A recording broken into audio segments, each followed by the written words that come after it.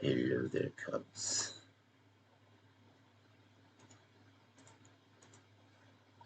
What?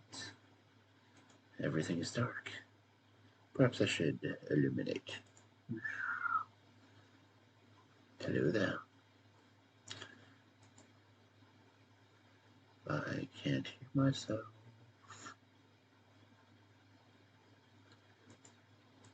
Why can I not hear myself?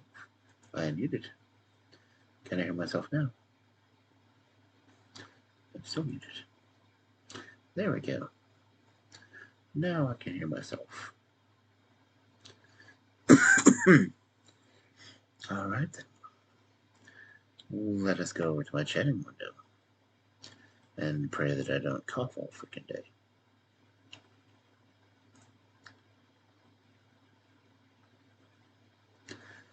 Okay, and we're on the chit chats.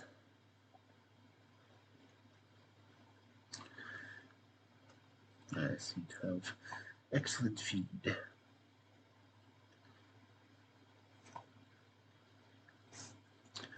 It does seem that I am broadcasting, which is quite lovely.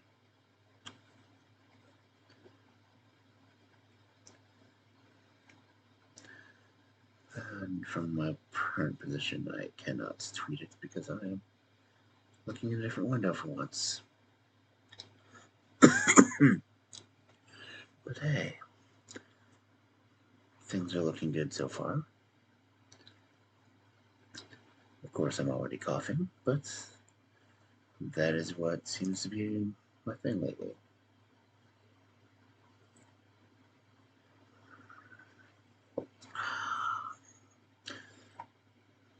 And of course, Altered is coming live now too.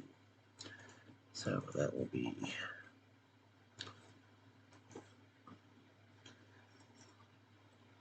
timing.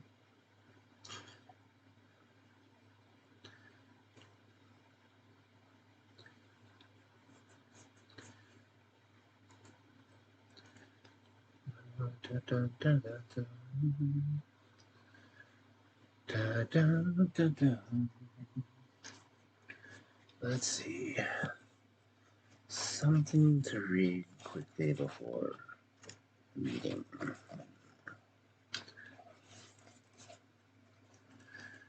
I found this little book of spells. I feel like saying one or two of them.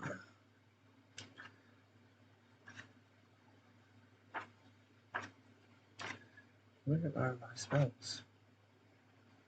No. Where is... No, I don't want the legends. I know the legends, thank you very much. I don't want the brewing recipes. Don't need ingredients, no. Spells.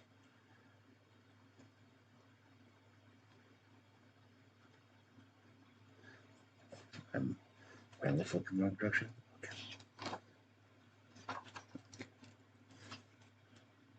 No, I don't want the love potion.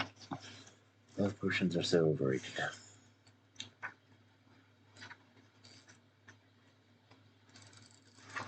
Dun, dun, dun, dun, dun, dun, dun, dun, dun, dun. Dun, dun, dun.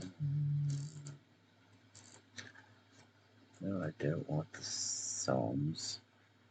I don't want the Stitch Enough spell because I have enough trouble with that. What I need...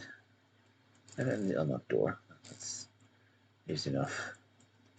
Don't need regurgitating life. Don't need the extreme spell.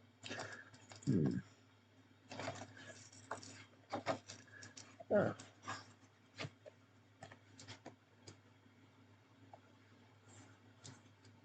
No, don't think that spell either. Spell to resurrect the dead. No, that's for next week. Summon familiars. I can use a familiar.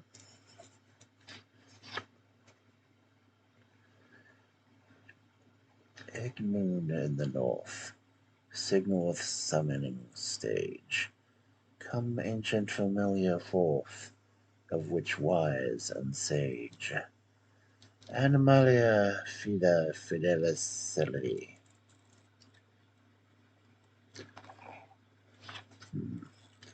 Someday I might have a familiar. I never know. Let's see.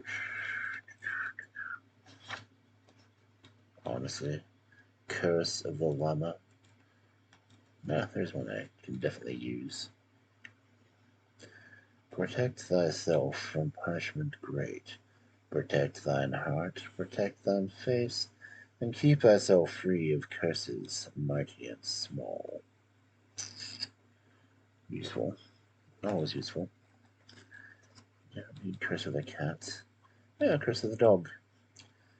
Bark and bite and bare the teeth. Amicus optimus neminis. Yip and yap and yowl bequeath. Amicus optimus nemitus. Sleeping dog, wake. As opposed to the Curse of the Cat, which would be curve thy bones with arch and spine, fee phyllis fuchsia pedis, body wane with muling wine, fee phyllis fuchsia pedis, sprout thick black fur with lives 9, let it be. I only have one of those. Ah, well, here's one. Curse of the Wolf. The night, full moon, giveth white fur, the howl, glittering hunger, that change with each watchful mother moon. May this curse last for an eternity of prowling with just the panting tread, the lone wolf padding the corners of every wood and glen, a solitary fate, a howl that is not met with response. Alone thy victim maketh to its haunches and crieth. I say I would not do this. No one deserves to be a lone wolf.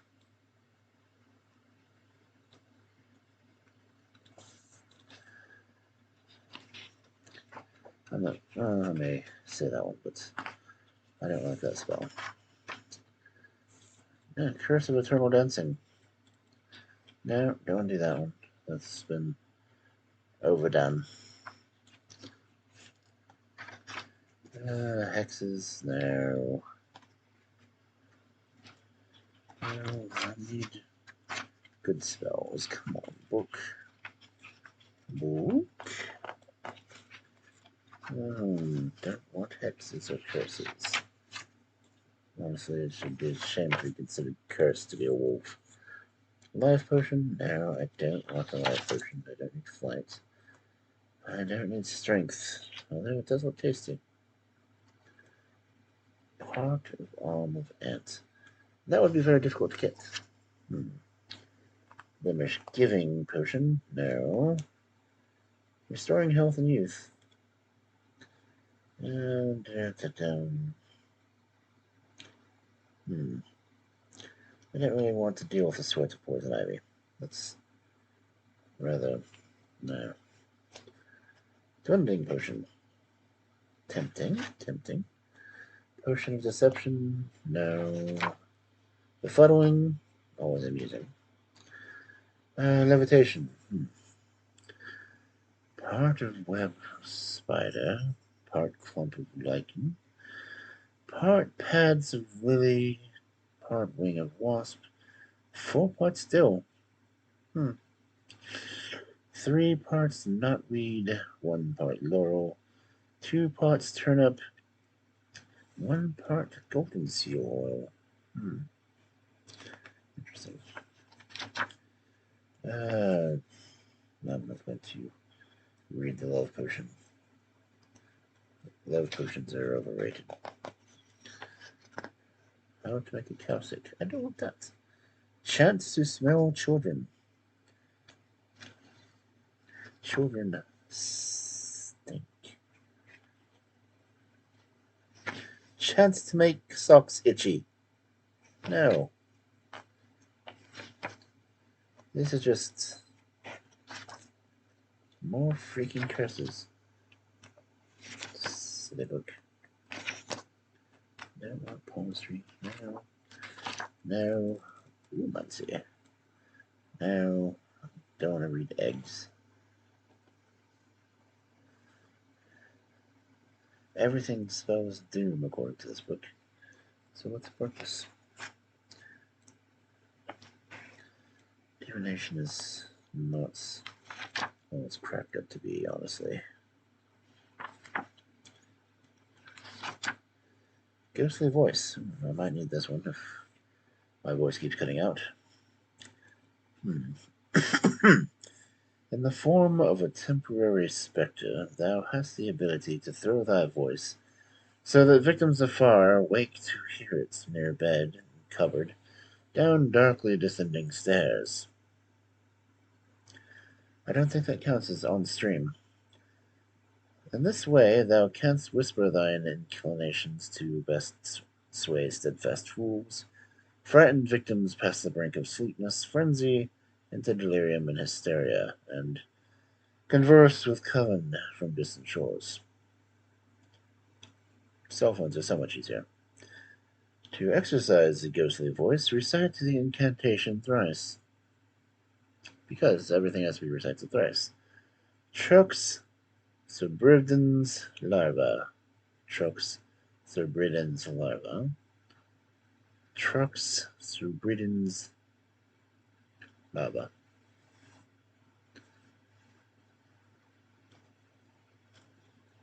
No, that one's not working. At least I don't hear anything else. But if chat starts hearing an echo, it might be that. Oh well. Enough of these foolish bows. We have been on 10 minutes, so let's get us to my reading room, shall we?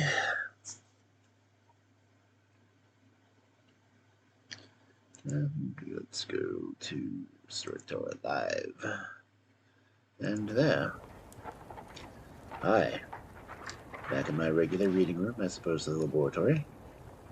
Because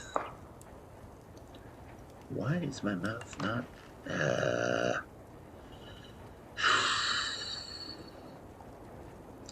Anyway. Tonight the first story we will begin with is The Princess and the Pea. Because, well, why not? Prince has to be certain of his bride's joining.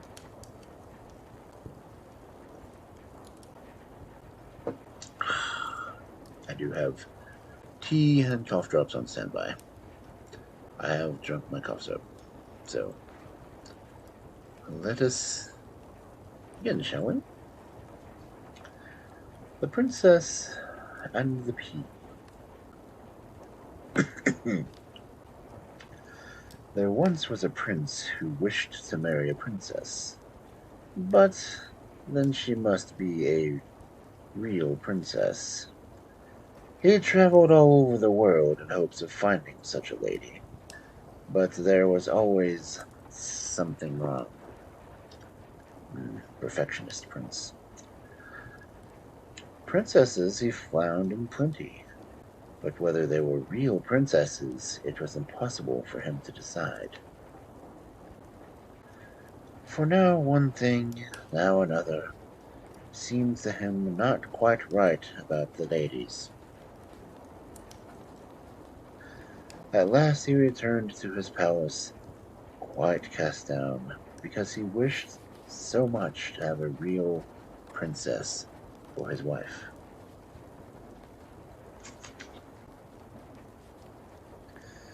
One evening, a fearful tempest rose. It thundered and lightened, and the rain poured down from the sky in torrents. Besides, it was dark as pitch. All at once there was heard a violent knocking at the door, and the old king, the prince's father, went out himself to open it. Servants must be in bed.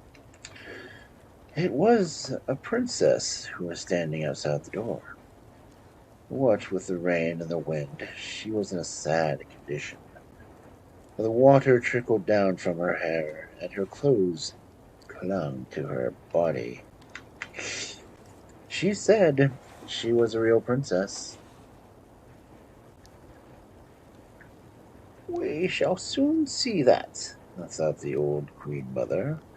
However, she had said not a word of what she was going to do, but went quietly into the bedroom, took off all the bedclothes off of the bed, and put 3 little peas on the bedstead. She then laid 20 mattresses upon one another over the peas, but put 20 feather beds over the mattresses. Sounds comfy. Upon this bed, the princess was to pass the night. The next morning, she was asked how she slept. Oh, very badly indeed, she replied. I had scarcely closed my eyes the whole night through. I do not know what was in my bed, but I had something hard under me, and I am all over black and blue. It has hurt me so much. Now it was plain that the lady must be a real princess, since she had been able to feel the 3 little peas through the 20 mattresses and 20 feather beds. None but a real princess could have had such a delicate sense of feeling. The prince accordingly made her his wife, being now convinced that he had found a real princess. The 3 peas, however, were put into a cabinet of curiosities, where they are still to be seen, provided they are not lost. Was not this lady a real delicacy? I'll have to go see those peas. I'm sure they're pretty solid by now.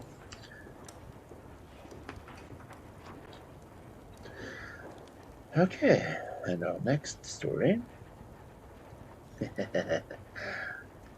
The Red Shoes.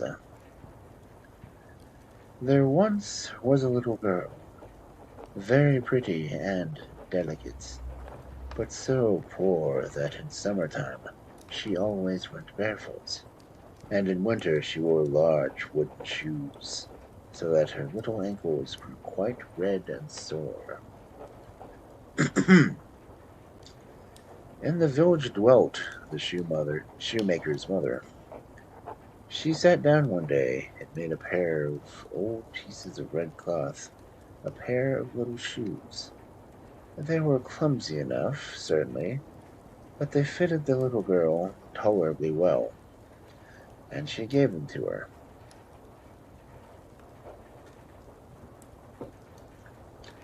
The little girl's name was Karen.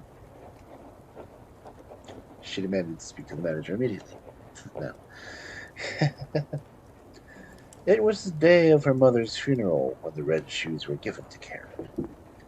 They were not at all suitable for mourning, but she had no others, and in them she walked with bare legs behind the miserable straw bearer.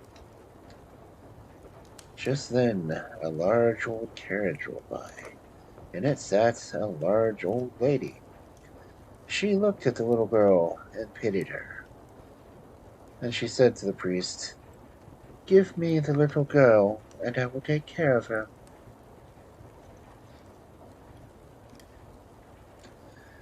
And Karen thought it was all for the sake of the red shoes that the old lady had taken this fancy to her. But the old lady said they were frightful, and they were burnt. And Karen was dressed very neatly.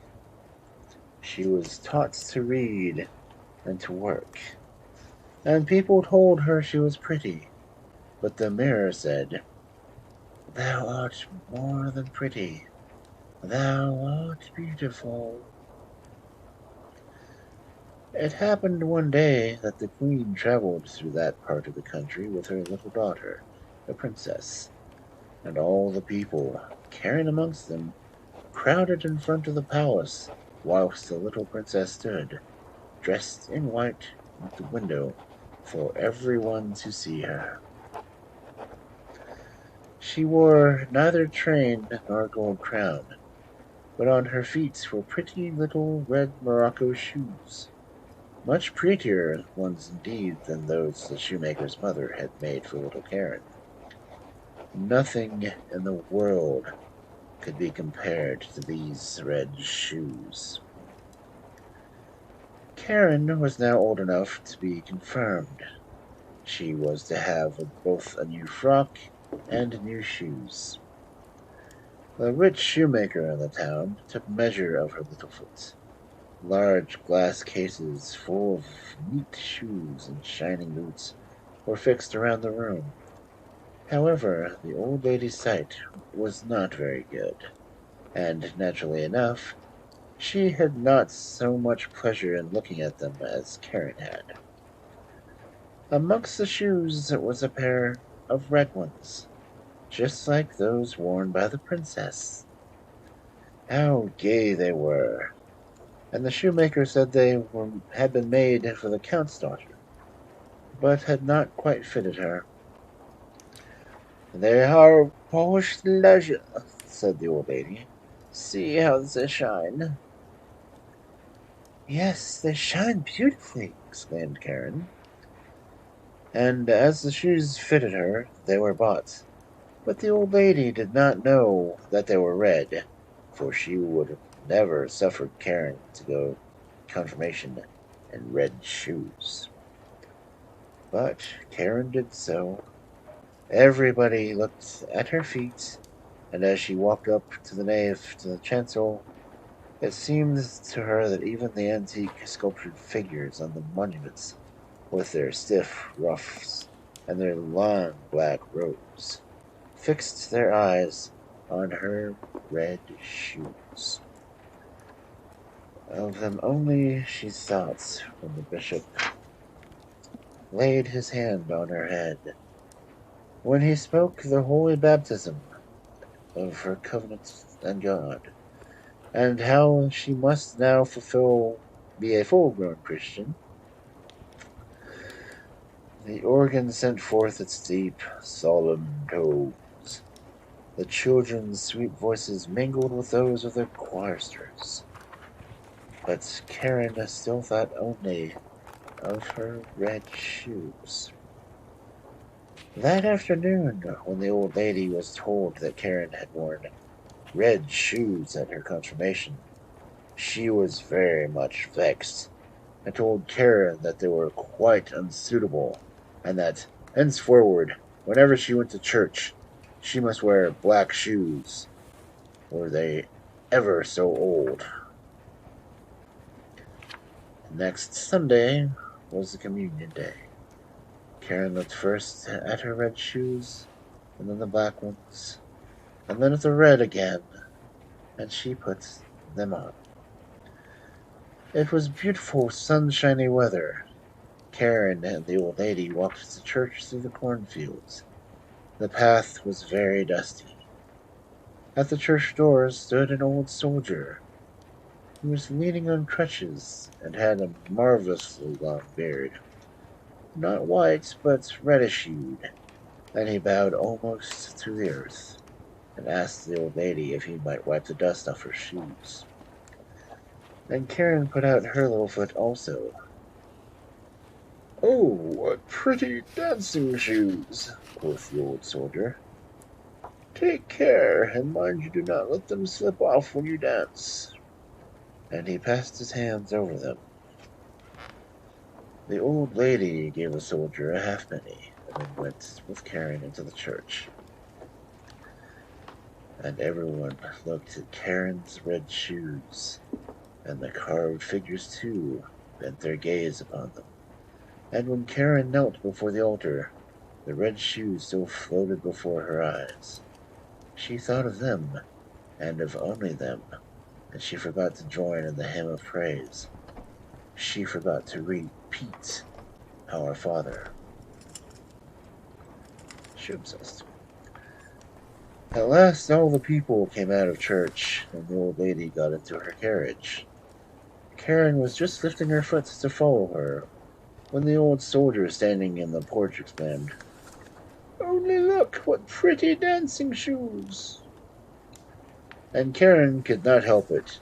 She felt she must make a few dancing steps, and after she had once begun, her feet continued to move, just as though the shoes had received power over them. She danced around the churchyard. She could not stop. The coachman was obliged to run after her. He took hold of her and lifted her into the carriage, but the feet still continued to dance, so as to kick the old lady most cruelly. At last the shoes were taken off, and the feet had rest.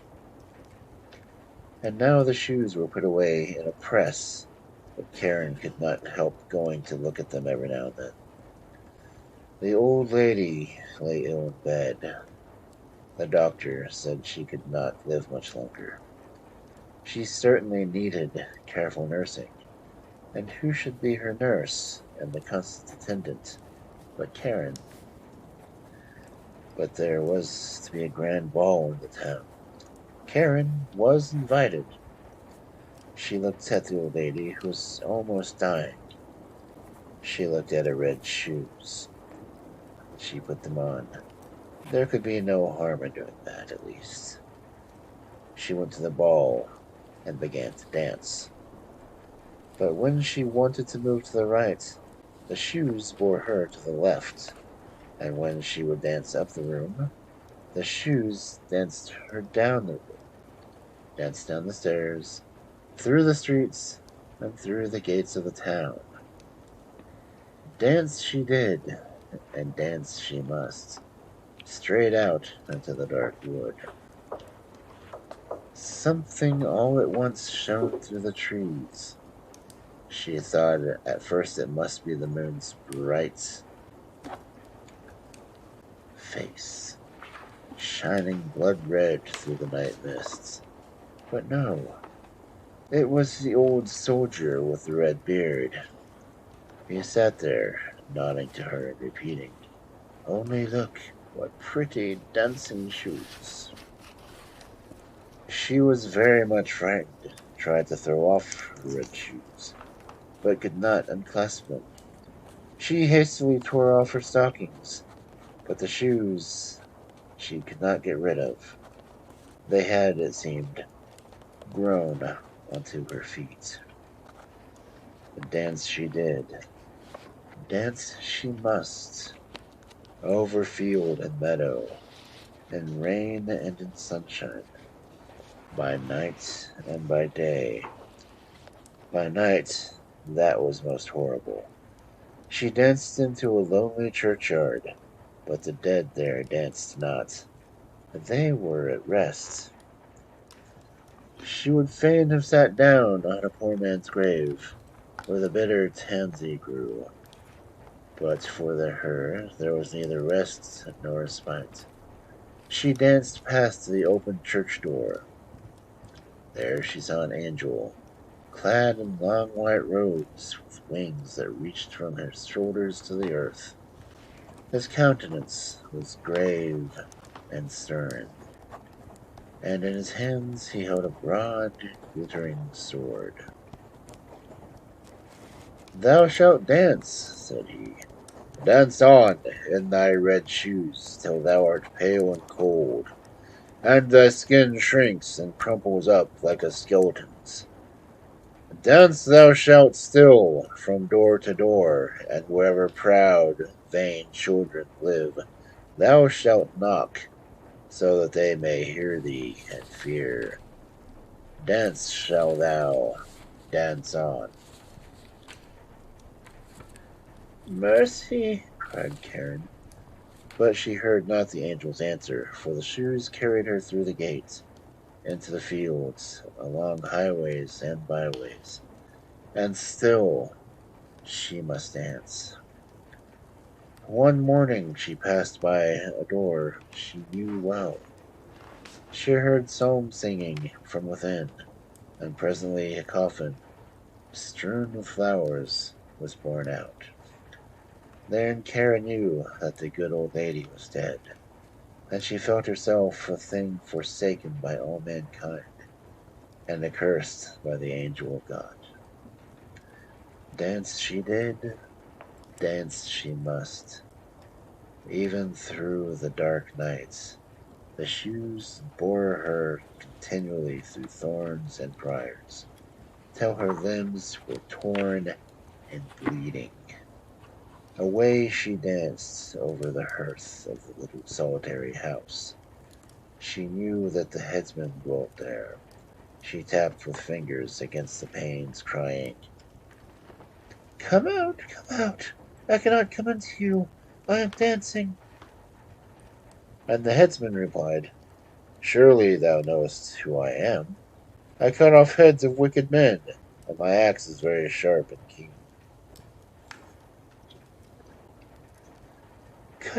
Cut not off my head," said Karen, "for then I could not live to repent my sin, but cut off my feet with the red shoes." And then she confessed to him all her sin. The headsman cut off her feet with the little red shoes in them. But even after this, the shoes still danced away with those little feet over the fields and into the deep forest. The headsman made her a pair of wooden feet, and hewed down some boughs to serve her as crutches. And he taught her the poem, which is always repeated by criminals. And she kissed the hand that guided the axe, and went her way over the heath. "Now I have certainly suffered quite enough through the red shoes," thought Karen.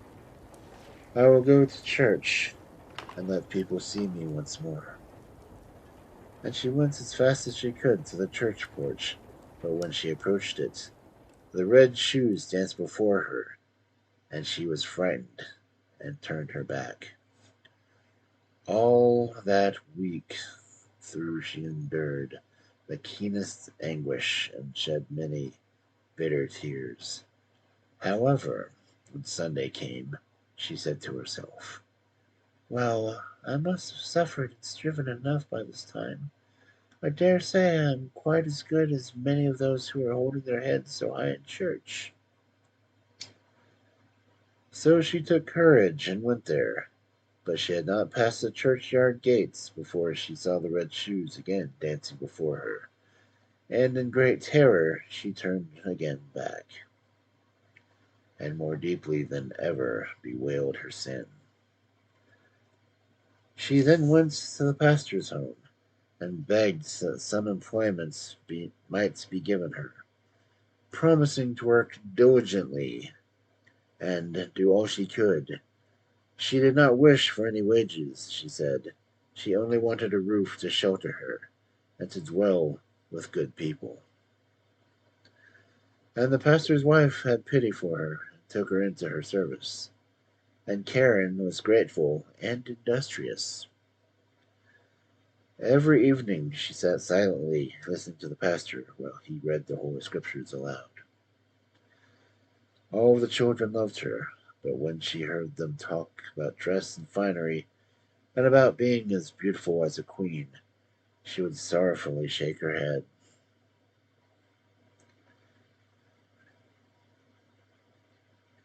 Again, Sunday came. All of the pastor's household went to church, and they asked her if she would not go too. But she sighed and looked with tears in her eyes upon her crutches. When they were all gone, she went into her own little lowly chamber, but it was but just large enough to contain a bed and a chair, and there she sat down with her poem book in hand, and while she was meekly devoutly reading it, the wind wafted in the tones of the organ from the church into her room, and she lifted her face to heaven and prayed with tears. Oh God, help me. Then the sun shone brightly, so brightly, and behold, close before her stood the white-robed angel of God, the same whom she had seen the night of horror at the church porch. But his hand wielded not now, as then, a sharp, threatening sword, but he held a lovely green bow full of roses. With this he touched the ceiling, which immediately rose to a great height, a bright gold star spangling on the spot where the angel's green bow had touched it. And he touched the walls, whereupon the room widened, and Karen saw the organ, the old monuments, and the congregation all sitting in their richly carved seats and singing from their songbooks. For the church had come home to the poor girl in her narrow chamber. Or rather, the church had grown, as it were, into the church. She sat with the rest of the pastor's household, and when the psalm had ended, they looked up and nodded to her, saying, "Thou didst well to come, Karen." "This is mercy," she said. And the organ played again, and the children's voices in the choir mingled so sweetly and plaintively with it. The bright sunbeams streamed warmly through the windows upon Karen's seat. Her heart was so full of sunshine, of peace and gladness, that it broke. Her soul flew upon the sunbeam to her father in the heaven, where not a look of reproach awaited her, not a word was breathed of red shoes.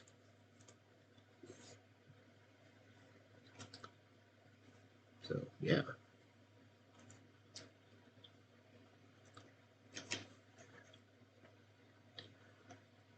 The next story is one that I'm sure you're familiar with.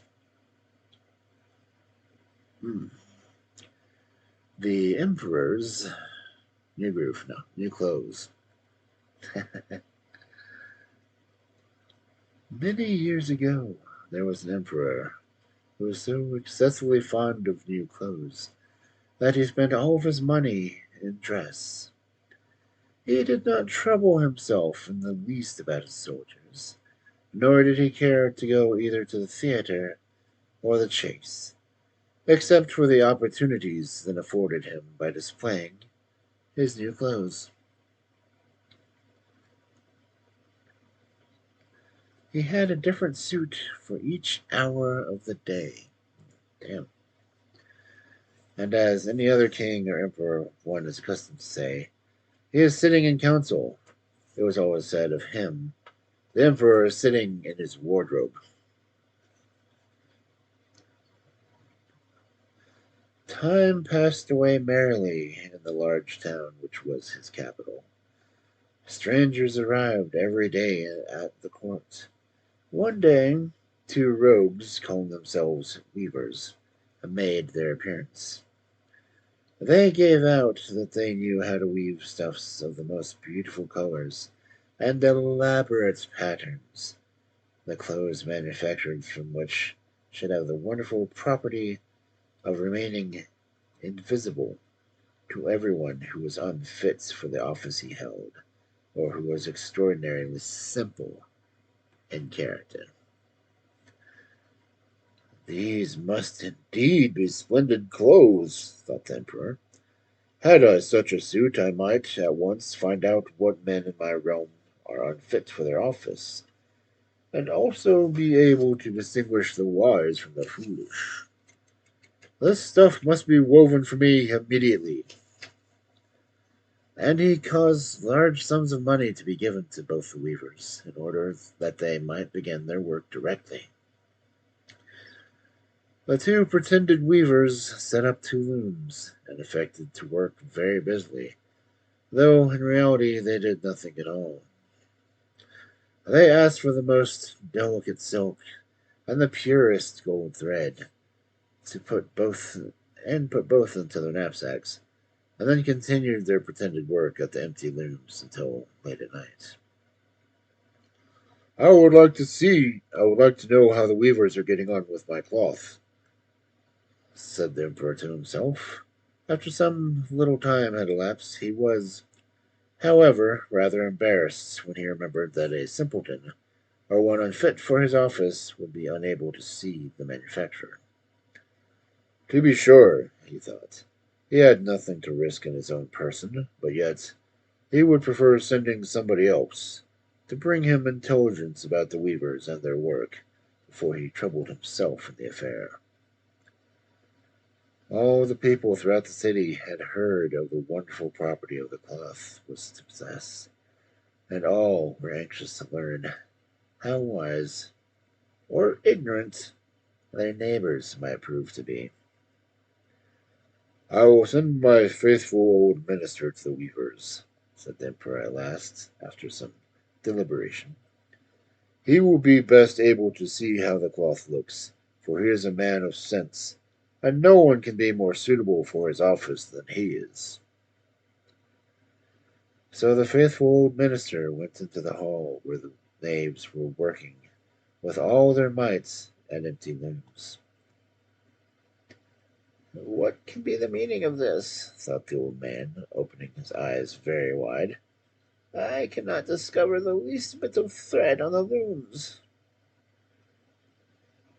However, he did not express his thoughts aloud.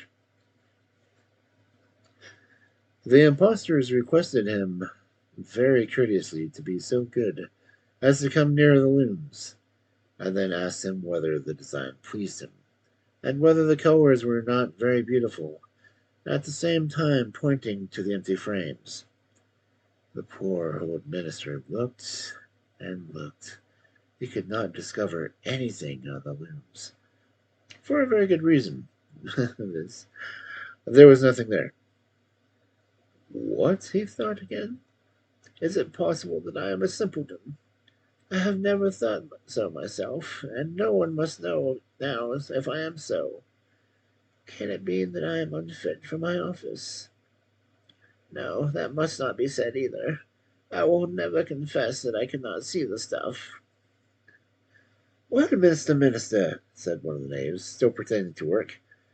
You do not say whether the stuff pleases you. Oh, it is excellent, replied the old minister, looking at the loom through his spectacles. This pattern, and the colors, yes. I will tell the emperor without delay how very beautiful I think them. We shall be much obliged to you, said the impostors. And then they named different colors and described the pattern of pretend stuff. The old minister listened attentively to their words in order that he might repeat them to the emperor. And then the knaves asked for more silk and gold, saying that it was necessary to complete what they had begun. However, they put all that was given them into their knapsacks, and continued to work with much apparent diligence as before at their empty looms.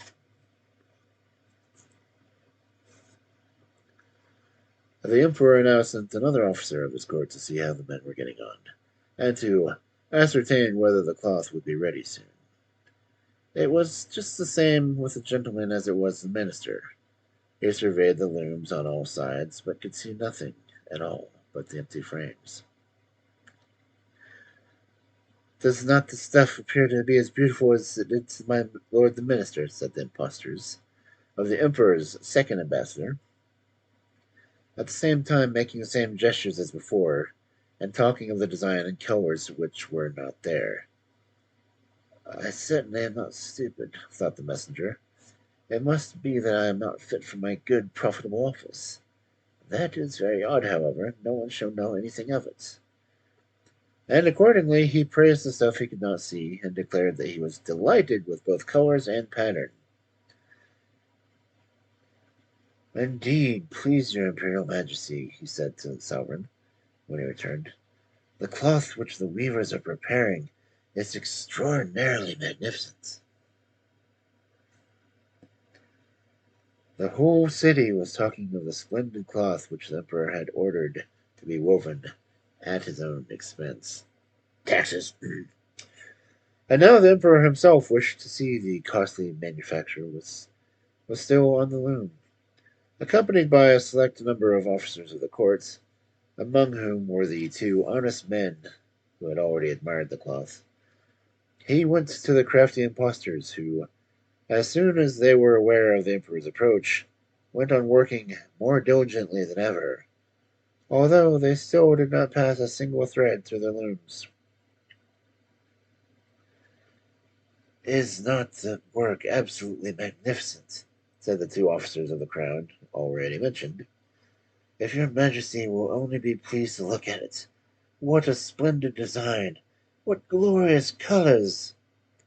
And, at the same time, they pointed to the empty frames, for they imagined that every one else could see this exquisite piece of workmanship. "How is this?" said the emperor to himself. "I can see nothing. This is indeed a terrible affair. I am a simpleton? Am I unfit to be the emperor? That would be the worst thing that could happen." "Oh, this cloth is charming," he said aloud. "It has my complete approbation." And he smiled most graciously and looked closely at the empty looms, for on no account would he say that he could not see what the two officers of his court had praised so much. All his retinue now strained their eyes, hoping to discover something on the looms, but they could see no more than the others. Nevertheless, they all exclaimed, "Oh, how beautiful!" And his majesty was advised to have some new clothes, made from this splendid material for an approaching procession. "Magnificent! Charming! Excellent!" resounded on all sides, and everyone was uncommonly gay. The emperor shared in this general satisfaction and presented the impostors with the ribbon of an order of knighthood to be worn on their buttonholes, and the title of gentlemen weavers. The rogues sat up the whole night before the day on which the procession was to take place, and had 16 lamps burning, so that every one might see how anxious they were to finish the emperor's new suit. They pretended to roll the cloth off the looms, cut the air with their scissors, and sewed with needles without any thread in them. "See," they cried at last, "the emperor's new clothes are ready." Did they at least measure him? No. And now the emperor, with all his grandees of his court, came to the weavers, and the rogues raised their arms as if in the act of holding something up, saying, "Here are your majesty's trousers. Here's a scarf. Here's the mantle. The whole suit is as light as a cobweb.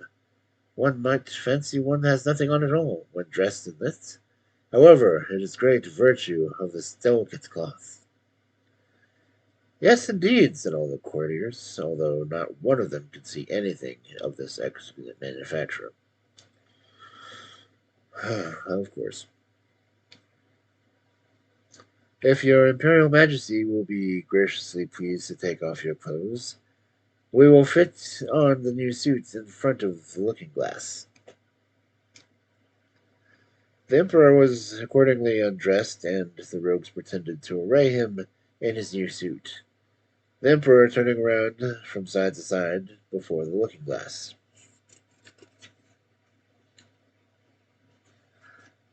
"How splendid his majesty looks in his new clothes, and how well they fit!" everyone cried out. "What a design! What colors! These are indeed royal robes." "A canopy which is to be borne over your majesty. The procession is waiting," announced the chief master of ceremonies. "I am quite ready," answered the emperor. "Do my new clothes fit well?"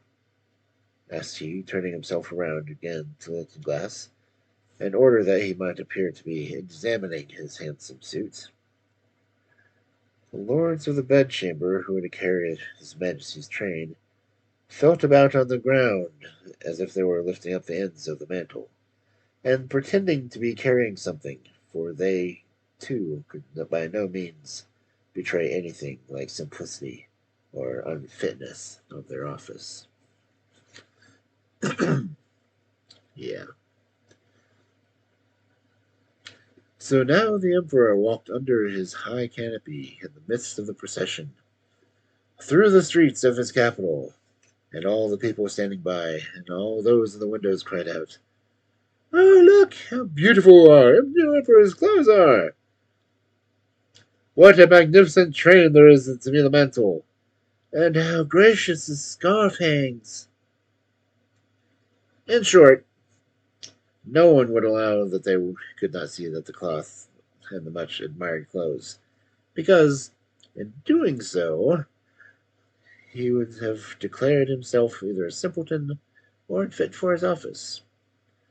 Certainly none of the emperor's various suits had ever made so great an impression as these invisible ones. "But the emperor has nothing on," said a little child. "Listen to the voice of innocence," exclaimed his father. Yes, it would be quite scary to see the guy walking around without clothes on. "But the emperor has nothing on. He has nothing on at all," at last cried out the people. The emperor was vexed, for he knew that the people were right. But he thought the procession must go on now, and the lords of the bedchamber took greater pains than ever to appear holding up a train, although in reality there was no train to hold.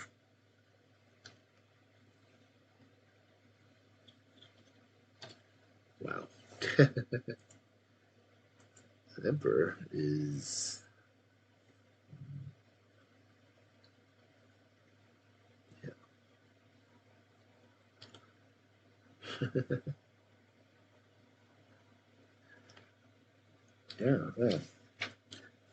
About an hour. That's craziness. Let's continue then. With the Swineherd. There was once a poor prince who had a kingdom.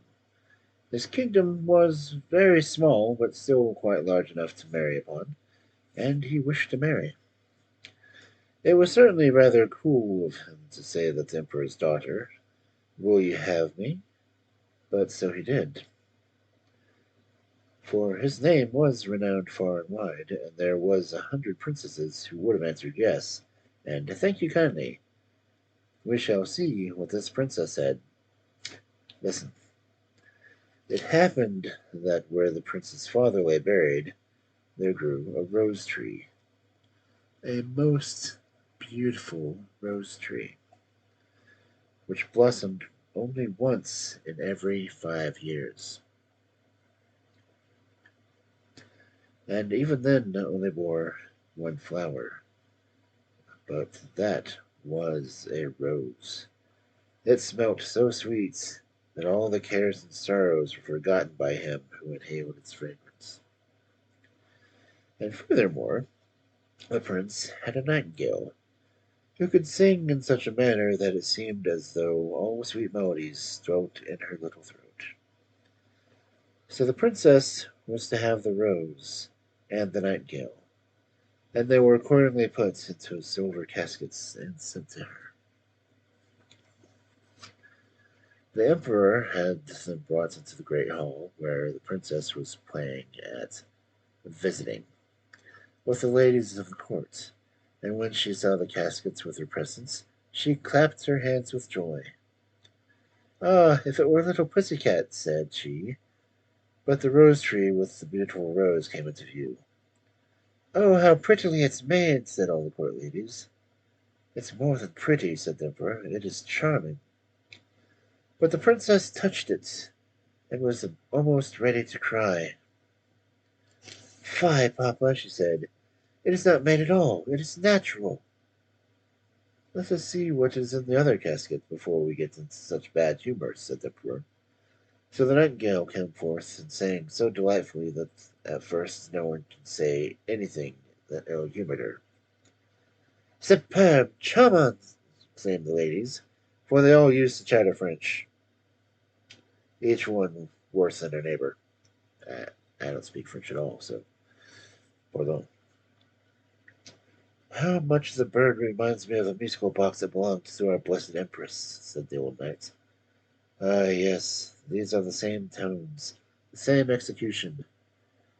Yes, yes, said the emperor, and he wept like a child at remembrance. I still hope that it is not a real bird, said the princess. Yes, it is a real bird, said those who had brought it. Well, then, let a bird fly, said the princess, and she positively refused to see the prince. However, he was not discouraged. He daubed his face over brown and black, pulled his cap over his ears, and knocked at the door. Good day to my lord the emperor, he said. Can I have employment at the palace? Why, yes, said the emperor. I want someone to take care of the pigs, for we have a great many of them. So the prince was appointed imperial swineherd. He had a little dirty room close by the pigsty, and there he sat the whole day and worked. By the evening he had made a pretty little kitchen pot. Little bells were hung all around it, and when the pot was boiling, the bells tinkled in the most charming manner and played the old melody. Ah, dear Augustine, all is gone, gone, gone. But what was still more curious, whoever held his finger in the smoke of the kitchen pot immediately smelt all the dishes that were cooking on every hearth in the city. This, you see, was something quite different from the rose. Oh shit. Now the princess happened to walk that way, and when she heard the tune, she stood quite still and seemed pleased, for she could play Dear Augustine. It was the only piece she knew, and she played it with one finger. Okay. Why, this is my piece, said the princess. That swineherd must certainly have been well educated. Go in and ask him the price of the instruments. One of the court ladies must run in, however. She drew wood slippers on first. What will you take for the kitchen pot? Said the lady. I will have 10 kisses from the princess, said the swineherd. Yes, indeed, said the lady. I cannot sell it for less, rejoiced the swineherd. He is an impudent fellow, said the princess, and she walked on. But when she had gone, the little bells tinkling so pretty. Oh, dear Augustine, all is gone, gone, gone. Stay, said the princess. Ask him if he will have 10 kisses from the ladies of my court. No, thank you, said the swineherd. 10 kisses from the princess, or I keep my kitchen pot myself. That must not be either, said the princess. But do you all stand before me that no way may see us? All the court ladies placed themselves in front of her and spread out their dresses. The swineherd got 10 kisses, and the princess got her kitchen pots. Nice. That was delightful. The pot was boiling the whole evening, and the whole of the following day. They knew perfectly well what was cooking in every fire throughout the city, from the chamberlains to the cobblers. The court ladies danced and clapped their hands. We know who has soup, and we know who has pancakes for dinner today. Who has cutlets and who has eggs? How interesting. Yes, but keep my secret, for I am an emperor's daughter. The swineherd, that is to say the prince, for no one knew that he was other than the ill-favored swineherd, let not a day pass without working at something. At last he constructed a rattle, which, when it was swung around, played all the waltzes and jig tunes which have ever been heard since the creation of the world. Nice rattle. Ah, that is superb, said the princess when she passed by. I have never heard prettier compositions. Go in and ask the prince for the price for the instrument.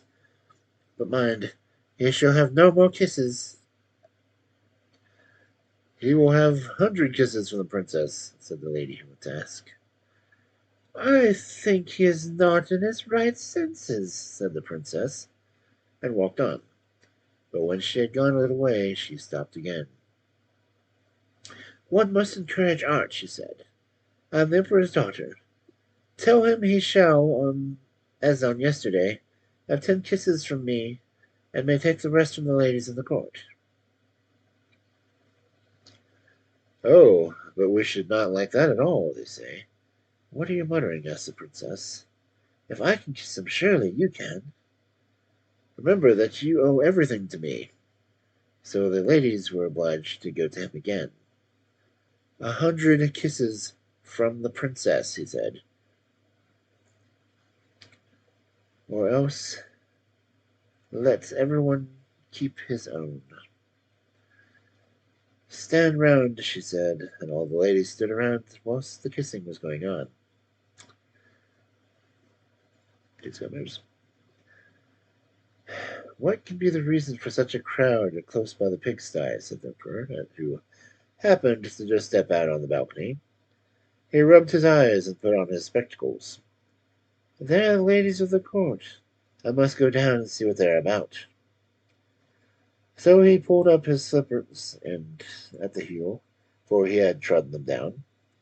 As soon as he got to the courtyard, he moved very softly, and the ladies were so much engrossed with counting the kisses that all might go on fairly that they did not perceive the emperor. He rose on his tiptoes. What is all this? He said, when he saw what was going on, and he boxed the princess's ears with his slippers, just as the swineherd was taking the 86th kiss. March out, said the emperor, for he was very angry, and both the princess and swineherd were thrust out of the city. The princess now stood and wept, the swineherd scolded, and the rain poured down. Alas, unhappy creature that I am, said the princess. If I had but married the handsome young prince, how unfortunate I am. And the swineherd went behind a tree, washed the black and brown color from his face, threw off his dirty clothes, and stepped forth in his princely robes. He looked so noble that the princess could not help bowing before him. I am come to despise thee, he said. Thou wouldst not have an honourable prince, thou couldst prize the rose and nightingale, but thou wast ready to kiss a swineherd for the sake of a trumpety plaything. Thou art rightly served. And he droppeth the microphone. Now, then he went back to his own little kingdom and shut the door of the palace in her face. Now she might well sing, Ah, dear Augustine, all is gone, gone, gone.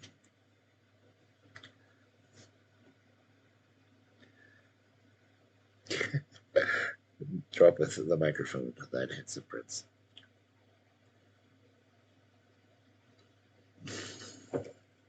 Anyway.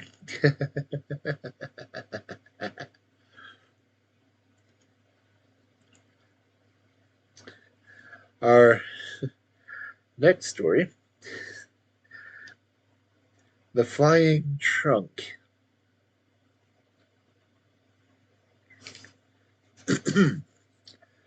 There once was a merchant, so rich that he might have paved the whole street where he lived, and an alley besides, with pieces of silver. But this he did not do. He knew another way of using his money, and whenever he laid out a shilling, he gained a crown in return. A merchant he lived, and a merchant he died.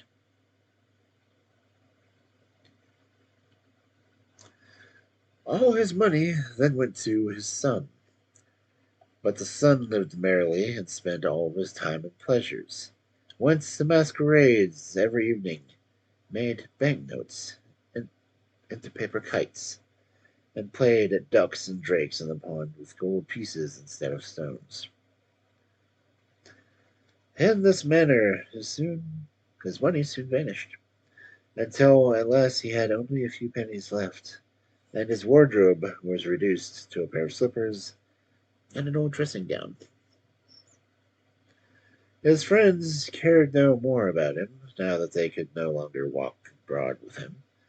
One of them, however, more good-natured than the rest, sent him an old trunk with this advice: "Pack up and be off." This was all very fine, but he had nothing that he could pack up, so he put himself into the trunk. What a droll trunk! When the lock was pressed close, it could fly. The merchant's son did press the lock, and lo!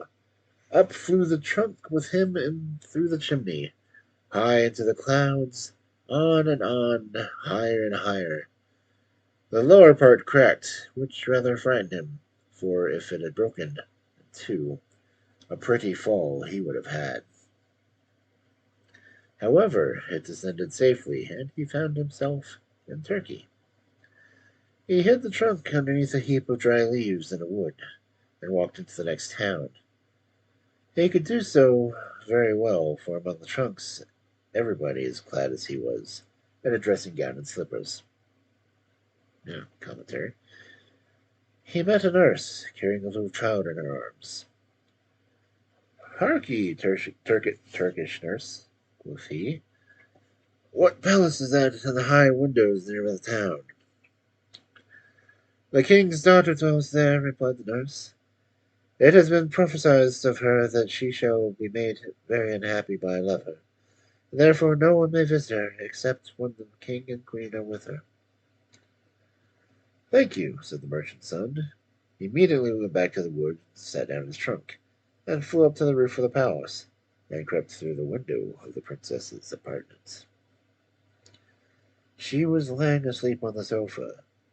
She was so beautiful that the merchant's son could not help but kneel down to kiss her hand, whereupon she awoke, and was not a little frightened at the sight of an unexpected visitor.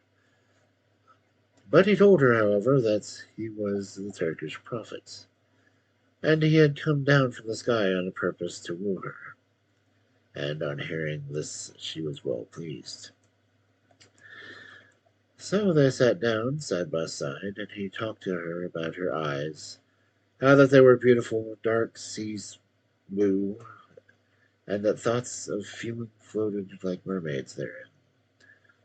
And he spoke of her brow, how that it is fair snowy mountain, with splendid halls and pictures, and many other things. Well, he pretty much buttered her up, honestly. "Oh, these are charming stories." Thus he wooed the princess, and she immediately said yes.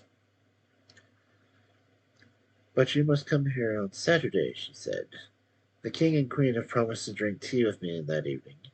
They will be so proud and so pleased when they hear that I am to marry the Turkish prophet. And mind you tell them a very pretty story, for they are exceedingly fond of stories. My mother likes them to be very moral and aristocratic. My father likes them to be merry, as to make him laugh." "Yes, I shall bring no other bridal present than a tale,"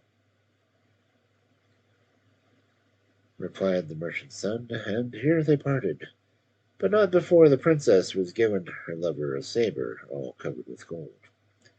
He knew excellently well what to make use of his presents.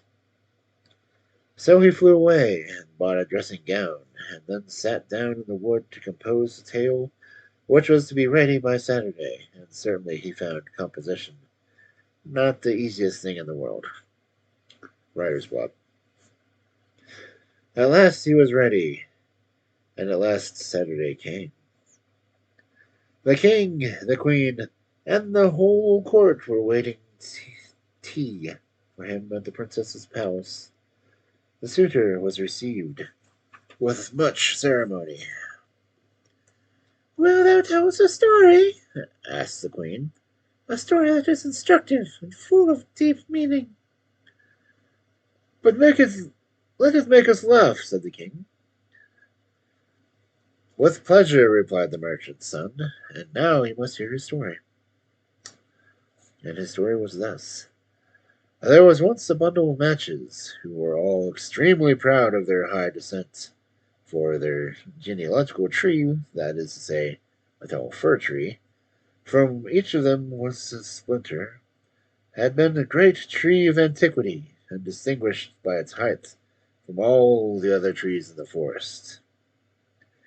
The matches were now lying on the mantelpiece between the tinder box and an old iron saucepan, and two of these were often talked about from the youth.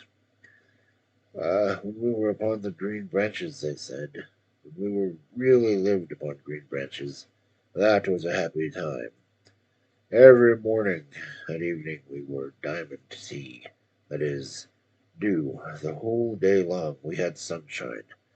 At last, when everything sun shone, and all the little birds used to tell stories to us, it might easily be seen, too, that we were rich, for the other trees were clothed with leaves during only the summer, whereas our family could afford to wear green clothes both summer and winter. But at last came the woodcutters. Then was a great revolution. Our family was dispersed. The paternal trunk obtained a situation of mainmast of a magnificent ship, which would sail around the world if it chose. The bows were transported to various places, and our vocation was henceforth to kindle lights for low, common people. Now you will understand how it has come to pass that persons of such high descent as we are now living in a kitchen. To be sure, mine is a very different story, replied the iron saucepan, which was near the matches. From the moment I came into the world until now, I have been rubbed and scrubbed and boiled over and over again. Oh, how many times! I love to have to do with what is solidity good, and am really the first importance in the house.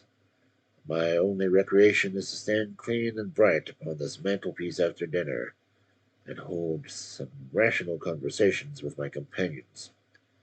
However, excepting the water pail, who now and then goes out to the court, we all have us lead a very domestic life here.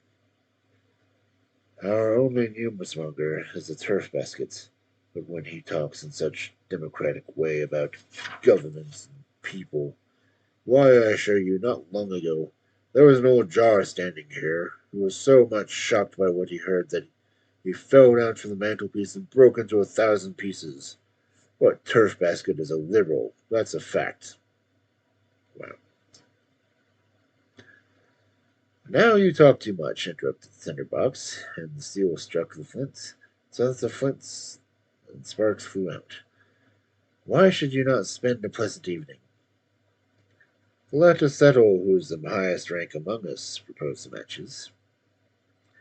Oh no, for my part I would rather not speak of myself, objected with the earthenware pitcher. Suppose we have an intellectual entertainment. I will begin. I will relate something of everyday life, such as we have all experienced. One can easily transport oneself into it, and that is so interesting. Near the Baltic, among the Danish beach groves. That is a capital beginning, cried one of the plates. It will certainly be just the sort of story to me. Yes, there I spent my youth in a very quiet family. The furniture was rubbed, the floors were washed, clean curtains were hung up every fortnight. How very interesting. What a charming way you have of describing things, said the hair broom. Anyone might guess immediately that it is a lady who is speaking. The tale breathes such a spirit of cleanliness. Very true, so it does, exclaimed the water pail, and in the excess of his delight gave a little jump so that some of the water splashed upon the floor. And the pitcher went on with her tale, and the end proved as good as the beginning. All the plates clattered with applause, and the hair broom took some green parsley out of the sand hole and crowned the pitcher, for he knew that this would vex the others. And though he, if crowned her today, she will crown me tomorrow. Now I will dance, said the fire tongues, and accordingly she did dance. And oh, it was wonderful to see how high she threw one of her legs into the air. The old chair cover in the corner tore with horror at seeing her. Am I not to be crowned too? Said the tongues, and she was crowned forthwith. These are vulgar rabble, thought the matches. The tea urn now called upon to sing, but she had a cold. She said she could not only sing when she was boiling. However, this was all her pride and affection. The fact she was never carried to sing except when she was standing on the parlor table before company. On the window ledge lay an old ink-quill pen, which with the maids used to write. There was nothing remarkable about her, except that she had been dipped too low in the ink. However, she was proud of it. If the tea urn does not choose to sing, quoth she may let it alone. There's a nightingale in a cage hung just outside. He can sing, to be sure. He had never learnt the notes. Never mind. We will not speak evil of one this evening. I think it highly decorous, said the tea kettle, who was the vocalist of the kitchen, and half-brother of the tea urn, that a foreign bird should be listened to. Is it patriotic? I appeal to the turf baskets. I'm only vexed, said the turf baskets. I'm vexed from my inmost soul that such things are thought of at all. Is it becoming of the way of spending the evening? Would it not be much more rational to reform the whole house, especially in a totally new order of things, rather than according to nature? Then everyone would be in its right place, and I would undertake the direct of the revolution. What say you to it? That would be something worth doing. Oh, yes, we'll make a grand commotion, they all cried. Just then the door opened. It was a servant maid. They all stood perfectly still. Not one dared stir. Yet there was not a single kitchen utensil among them all, but was thinking about great things he could have done, and how great was his superiority over the others. Ah, if I had chosen it, thought each of them, what a merry evening we would have had. The maid took up the matches and struck a light. Oh, how they sputtered and blazed up. Now everyone may see, they thought, that we are the highest rank. What a splendid, dazzling light we give. How glorious! And in another moment they were burnt out. That is a capital story, said the queen. I quite felt myself transported into the kitchen. Yes, thou shalt have our daughter. With all my heart, said the king. On Monday thou shalt marry our daughter. They said thou to him from now, since they were as soon as to become wedding family. The wedding was settled, and on the evening preceding, the whole city was illuminated. Cakes, buns, sugar plums were thrown out among the people. All the little boys in the streets hurried on tiptoes, shouting "Hurrah!" and whistling through their fingers. It was famous. Well, I suppose I ought to do my part too, thought the merchant's son. So he went and bought skyrockets, squibs, Catherine wheels, and Roman candles, and all kinds of fireworks conceivable. Put them into his trunk, and flew up into the air, setting them off as he flew. Hurrah! What a glorious skyrocket that was! All the Turks jumped up to look, so hastily that their slippers flew about their ears. Such a meteor they had never seen before. But now they might be sure that it was indeed the prophet who was to marry the princess. As soon as the merchant's son had returned in his trunk to the wood, he said to himself, Now I will go into the city and hear what the people say about me, and what sort of figure I made in the air. And certainly this was a very natural idea. Oh, what strange accounts were given! Every one whom he accosted had beheld the bright vision in a peculiar way to himself, but all agreed it was a marvelous beauty. I saw the great prophet with my own eyes, declared one. He had eyes like sparkling stars and a beard like foaming water. He flew enveloped in mantle of fire, said another. The prettiest little cherubs were peeping forth under his folds. Yes, he heard many beautiful things, and the morrow was to be his wedding day. He now went back to the wood, intending to get into his trunk again. But where was it? Alas, the trunk had burnt. One spark from the fireworks had been left in it, and set fire to it. The trunk now lay in ashes. The poor merchant's son could never fly again, could never again visit his bride. She sat in the livelong day upon the roof of her palace, expecting him. She expects him still. He, meantime, goes about the world telling stories. But none of his stories now are so pleasant as that one which he related to the princess's palace about the brimstone matches.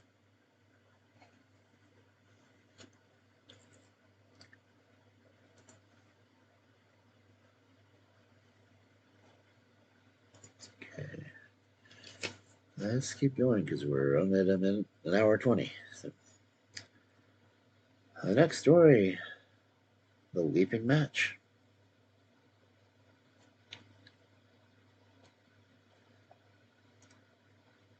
The flea, the grasshopper, and the frog once waited to try which of them could jump highest. So they invited the whole world and anybody else who liked to come and see the grand sights. Three famous jumpers they were, and as seen by everyone then, they met together in the room. I will give my daughter to him who jumped the highest, said the king. It would be too bad for you to have any trouble jumping, for us to have offered you no prize. The flea was the first to introduce himself. He was such polite manners.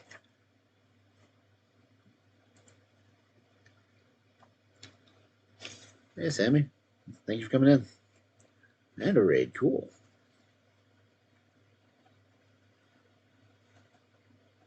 What about Raidler didn't go off? That's weird. Hey, Jake. Thanks for joining in. Hot dog raid.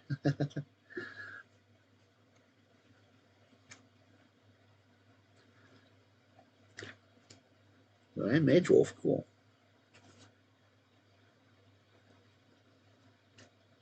Well, thanks for coming in. Just getting started another story called The Leaping Match.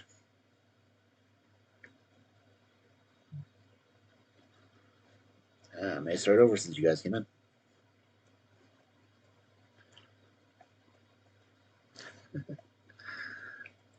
Anyway, The Leaping Match. The flea, the grasshopper, and the frog once wanted to try which of them could jump highest. So they invited the whole world, and anybody else who liked, to come and see the grand sights. The three famous jumpers they were, as were seen by one and every, that they met together in the room. I will give my daughter to him who shall jump highest, said the king. It would be too bad for you to have the trouble of jumping, and as for us to offer you no prize. It's an interesting story. Kind of worry about a jumping competition when someone gets the king's daughter for a prize when they're all insects.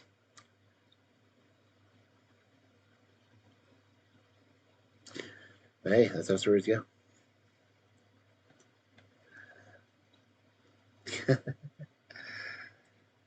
The flea was the first to introduce himself. He had such a polite manners and bowed to the company on every side, for he was of noble blood. Besides, he was accustomed to the society of man, which had been a great advantage to him. Next came the grasshopper. He was not quite slightly and elegantly formed as the flea. However, he knew perfectly well how to conduct himself, and wore a green uniform, which belonged to him by right of birth.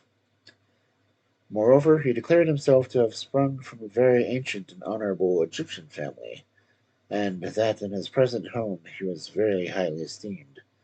So much so, indeed, that he had been taken out of the field and put into a card house 3 stories high, built on purpose for him, of court cards, and colored sides being turned inwards, as for the colors doors for his house.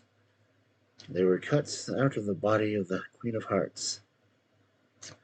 I can sing so well, he added, that 16 parlor-bred chickens, who have chirped and chirped over since they were born, and yet could never get anybody to build them a card house. And after hearing me have fretted themselves 10 times thinner than ever, out of sheer envy and vexation. Both the flea and the grasshopper knew excellently how well to make the most of themselves, and each considered himself quite an equal match for a princess.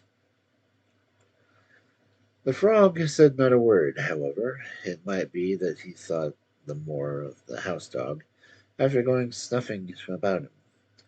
Confessed that the frog must be of a good family, and the old counselor, who in vain received 3 orders to hold his tongue, declared that the frog must be gifted with the spirit of prophecy, or that one could read on his back whether there was to be severe or mild winter, which, to be sure, is much more than can be read on the back of a man who writes in the weather almanac. I say nothing for present, remarked the king, but observe everything and form my own private opinion thereon. And now the match began. The flea jumped so high that no one could see what had become of him, and so he insisted that he had not jumped at all, which is disgraceful after he made such a fuss. The grasshopper only jumped half as high, but he jumped right into the king's face, and the king declared that he was quite disgusted by his rudeness. The frog stood still, as if lost in thought, and the last people fancied he did not intend to jump at all. "I'm afraid he is ill," said the dog, and he went snuffing at them again, when lo, and all at once he made a little sidelong jump into the lap of the princess, who was sitting on a low stool close by. Then the king spoke. "There is nothing higher than my daughter, therefore he who jumps up to her lap jumps highest."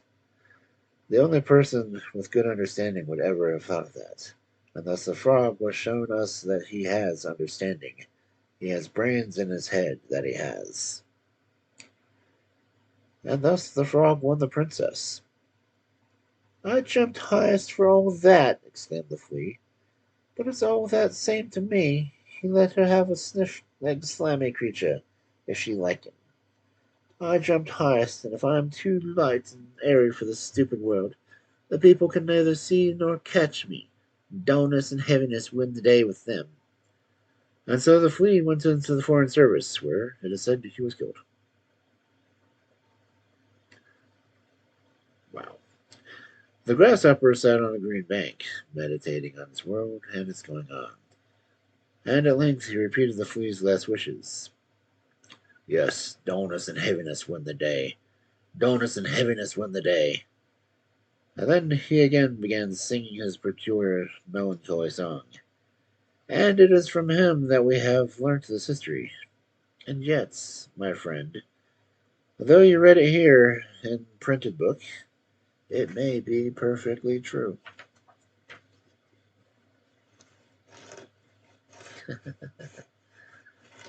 Oh. Yeah, those honestly are flying. The flea does jump highest, but yeah.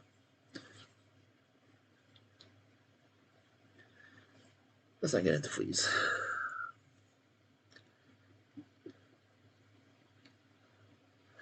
So I was actually listening in on your stream, Sam. That kind of knew you were coming in. So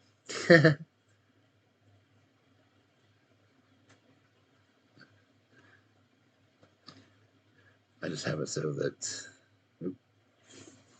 a wild Chilos. Yeah, one of those. Yeah.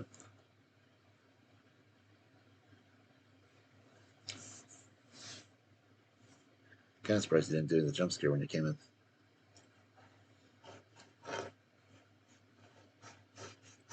Because honestly, the jump scare on your stream was catching me.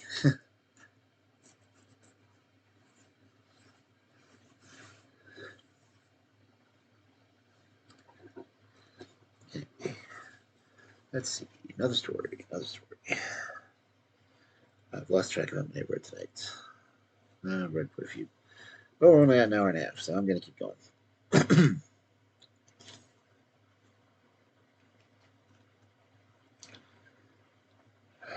Our next story: The Shepherdess and the Chimney-Sweeper. Have you ever seen an old-fashioned oaken wood cabinet, quite black with age and covered with varnish and carving work? Just such a piece of furniture, an old heirloom that had been the property of its present mistress's great-grandmother, once stood in the parlor. It was carved from top to bottom, roses, tulips, and little stags' heads, all with long branching antlers, peering forth from the very curious scrolls and the foliage surrounding them.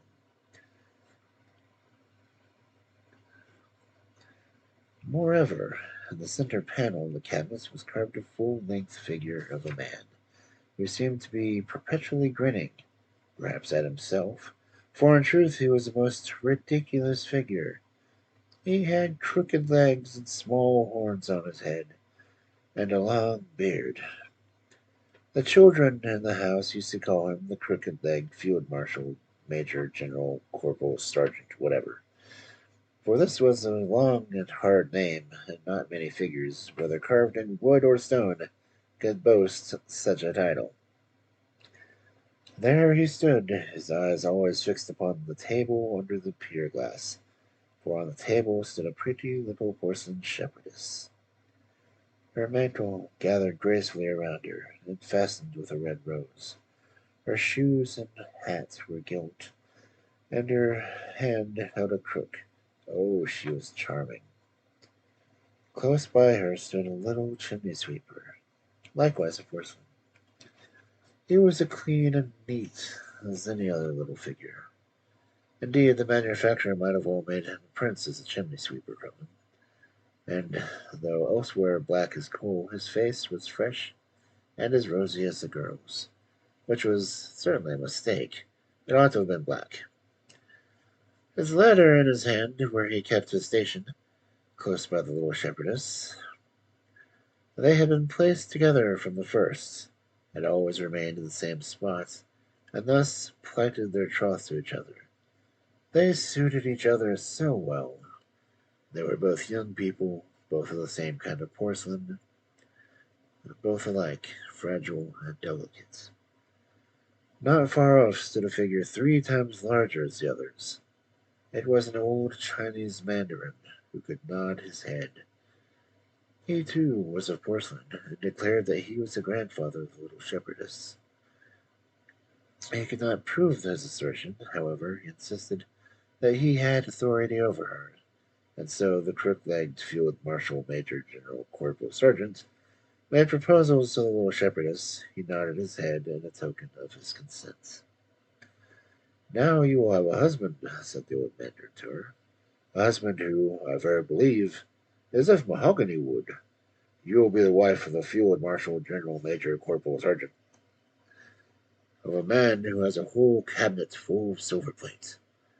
Besides, a store of no one knows what is in that secret drawer. Secret drawer. I will not go to that dismal cabinet," declared the young shepherdess. "I have heard say that 11 porcelain ladies are already imprisoned there." "You shall be the 12th, and you will be in good company," rejoined the mandarin. "This very night, when the old cabinet creaks, your nuptials shall be celebrated, as sure as I am the Chinese mandarin." Whereupon he nodded his head and fell asleep. But the little shepherdess wept and turned to her beloved of her heart, the porcelain chimney-sweep. "I believe I must ask you," she said, to go out with me into the wide world where we could not stay. I will do everything you wish, replied the little chimney sweeper. Let us go at once. I think I can support you by my profession. If you could ever, if you could get off the table, said she, I shall never be happy till we are away in the wide world. And he comforted her and showed her how to set the little foot on the curved edges, gilded foliage twining round the table leg, till at last they reached the floor. But turning to look at the old cabinet, they saw everything in grand commotion. All the carved stags putting their little heads further out, raising their antlers, and moving their throats, whilst the crooked-legged field marshal, Major General Corporal Sergeant, sprang up and shouted out to the old Chinese mandarin, Look, they're eloping! They're eloping! They were not a little frightened, and quickly jumped into an open drawer for protection.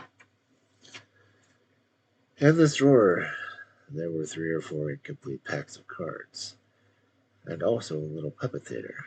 Play was being performed, and the old queens, whether diamonds, hearts, clubs, or spades, sat in the front row fanning themselves with the flowers they held in their hands. Behind them stood the knaves, showing that they each had 2 heads, one above and one below, as most courts have. The play was about 2 persons who were crossed in love, and the shepherdess wept over it, for it was just like her own story. I cannot bear this, she said. Let us leave the drawer. But when they had begun and reached the floor, and looking up on the table, they saw the old Chinese mandarin had awakened and was rocking his whole body to and fro with rage.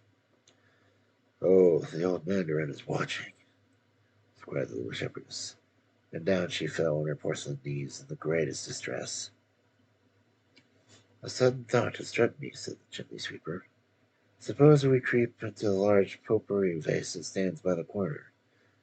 There no one can rest upon roses and lavender and throw salt in his eyes if he come near us. That will not do at all, she said. Besides, I know that the old mandarin was once betrothed to the potpourri vase, and no doubt there is still some slight friendship existing between them. No, there is no help for us. We must wander forth together into the wide world.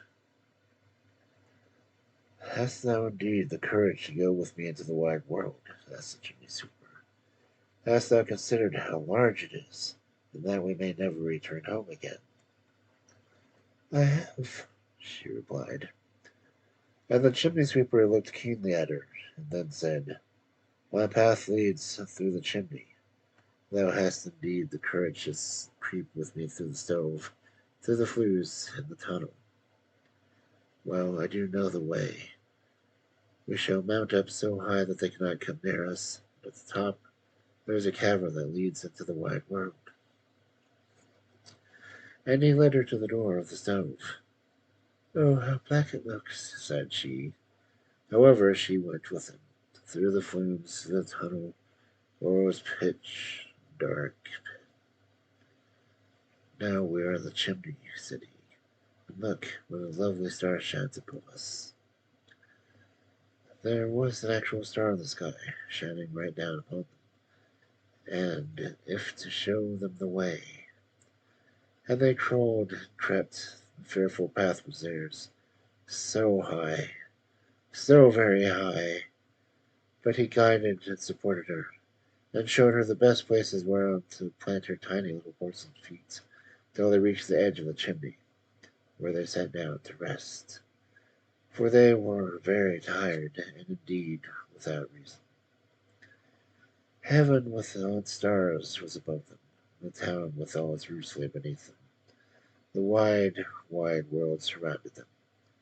The poor shepherdess had never imagined all this.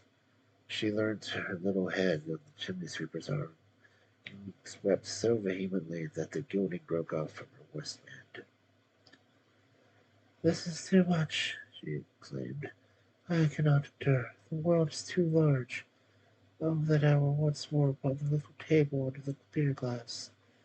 I shall never be happy till I am there again. I have followed thee out into the wide world. Surely thou canst follow me home again, if thou lovest me. I hate that one.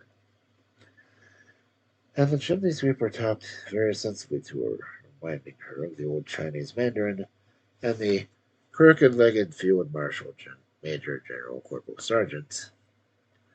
But she wept so bitterly and kissed her little chimney-sweep so fondly that at last he could not but yield to her request, unreasonable as it was. So, with great difficulty, they crawled down the chimney, crept through the flue and the tunnels, and at length found themselves once more on the dark stove. But they still lurked behind the door, listening before they would venture to return into the room. Everything was quite still. They peeped out. Alas, on the ground lay the old Chinese mandarin. In attempting to follow the runways, he had fallen down off the table and had broken into 3 pieces. His head lay shaking on the corner. The crooked-legged Field Marshal Major General Corporal Sergeant stood where he always stood, thinking over what had happened. Oh, how shocking! Exclaimed the little shepherdess. Old grandfather's broken in pieces, and we are the cause. I shall never survive it. And she wrung her delicate hands. He can be put together again, replied the chimney-sweeper. He can very easily be put together again. Only be not so impatient. If they glue his back together and put strong rivets in his back, then he will be as good as new, and will be able to say plenty of unpleasant things to us. Do you really think so? She asked, and then they climbed back at the table where they had stood before. See how far we have been, observed the chimney-sweeper. We might have spared ourselves all the trouble. If we could have old grandfather put together, Said the shepherdess. will it cost very much? And he was put together. The family had his back glued and his neck riveted. But he was good as new, but could no longer nod his head.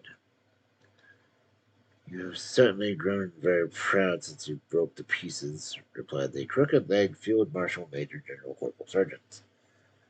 But I must say, for my part, I do not see that there is anything to be proud of. Am I to have her or am I not? Just answer me that. And the chimney-sweeper and the little shepherdess looked imploringly at the old mandarin. They were so afraid lest he nod his head. But he could not, and it was disagreeable to him to tell a stranger that he had a rivet in his neck. So the young porcelain people always remained together. They blessed the grandfather's rivet and loved each other till they broke to pieces.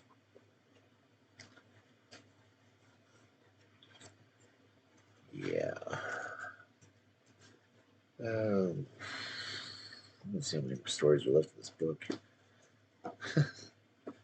It's only hour 43 in.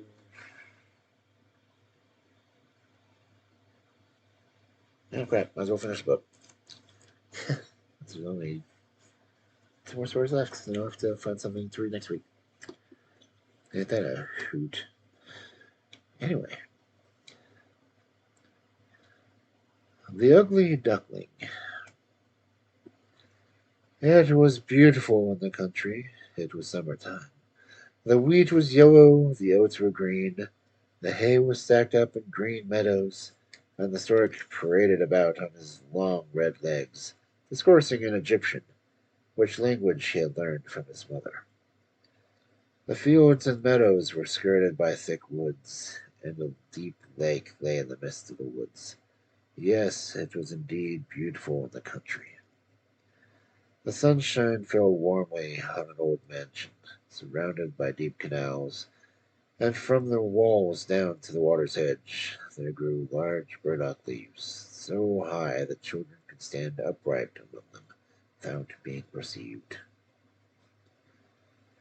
This place was a wild, unfrequented as the thickest part of the wood, and on that account a duck had chosen to make her nest there. She was sitting on her eggs, but the pleasure she had felt at first was now almost gone, because she had been there so long and had so few visitors, for the other ducks preferred swimming in the canals to sitting among the burdock leaves gossiping with her. At last the eggs cracked, one after another. Chick, chick! All the eggs were alive, and one little head after another appeared. Quack, quack, said the duck, and all got up as well as they could. They peeped about under the green leaves, and as green is good for the eyes, their mother let them look as long as they pleased. How large the world is, said the little ones, for they found their present situation very different to their former confined ones while in the eggshells. Well, yeah. Do you imagine this is the whole world? Said the mother. It extends far beyond the other side of the garden to the pastor's field, but I have never been there before. Are we all here? And then she got up. No, I've not got all of you. The largest egg is still here. How long will this last? I am so weary of it. And then she sat down again. Well, how are you getting on? Asked the old duck, who had come to pay her visits.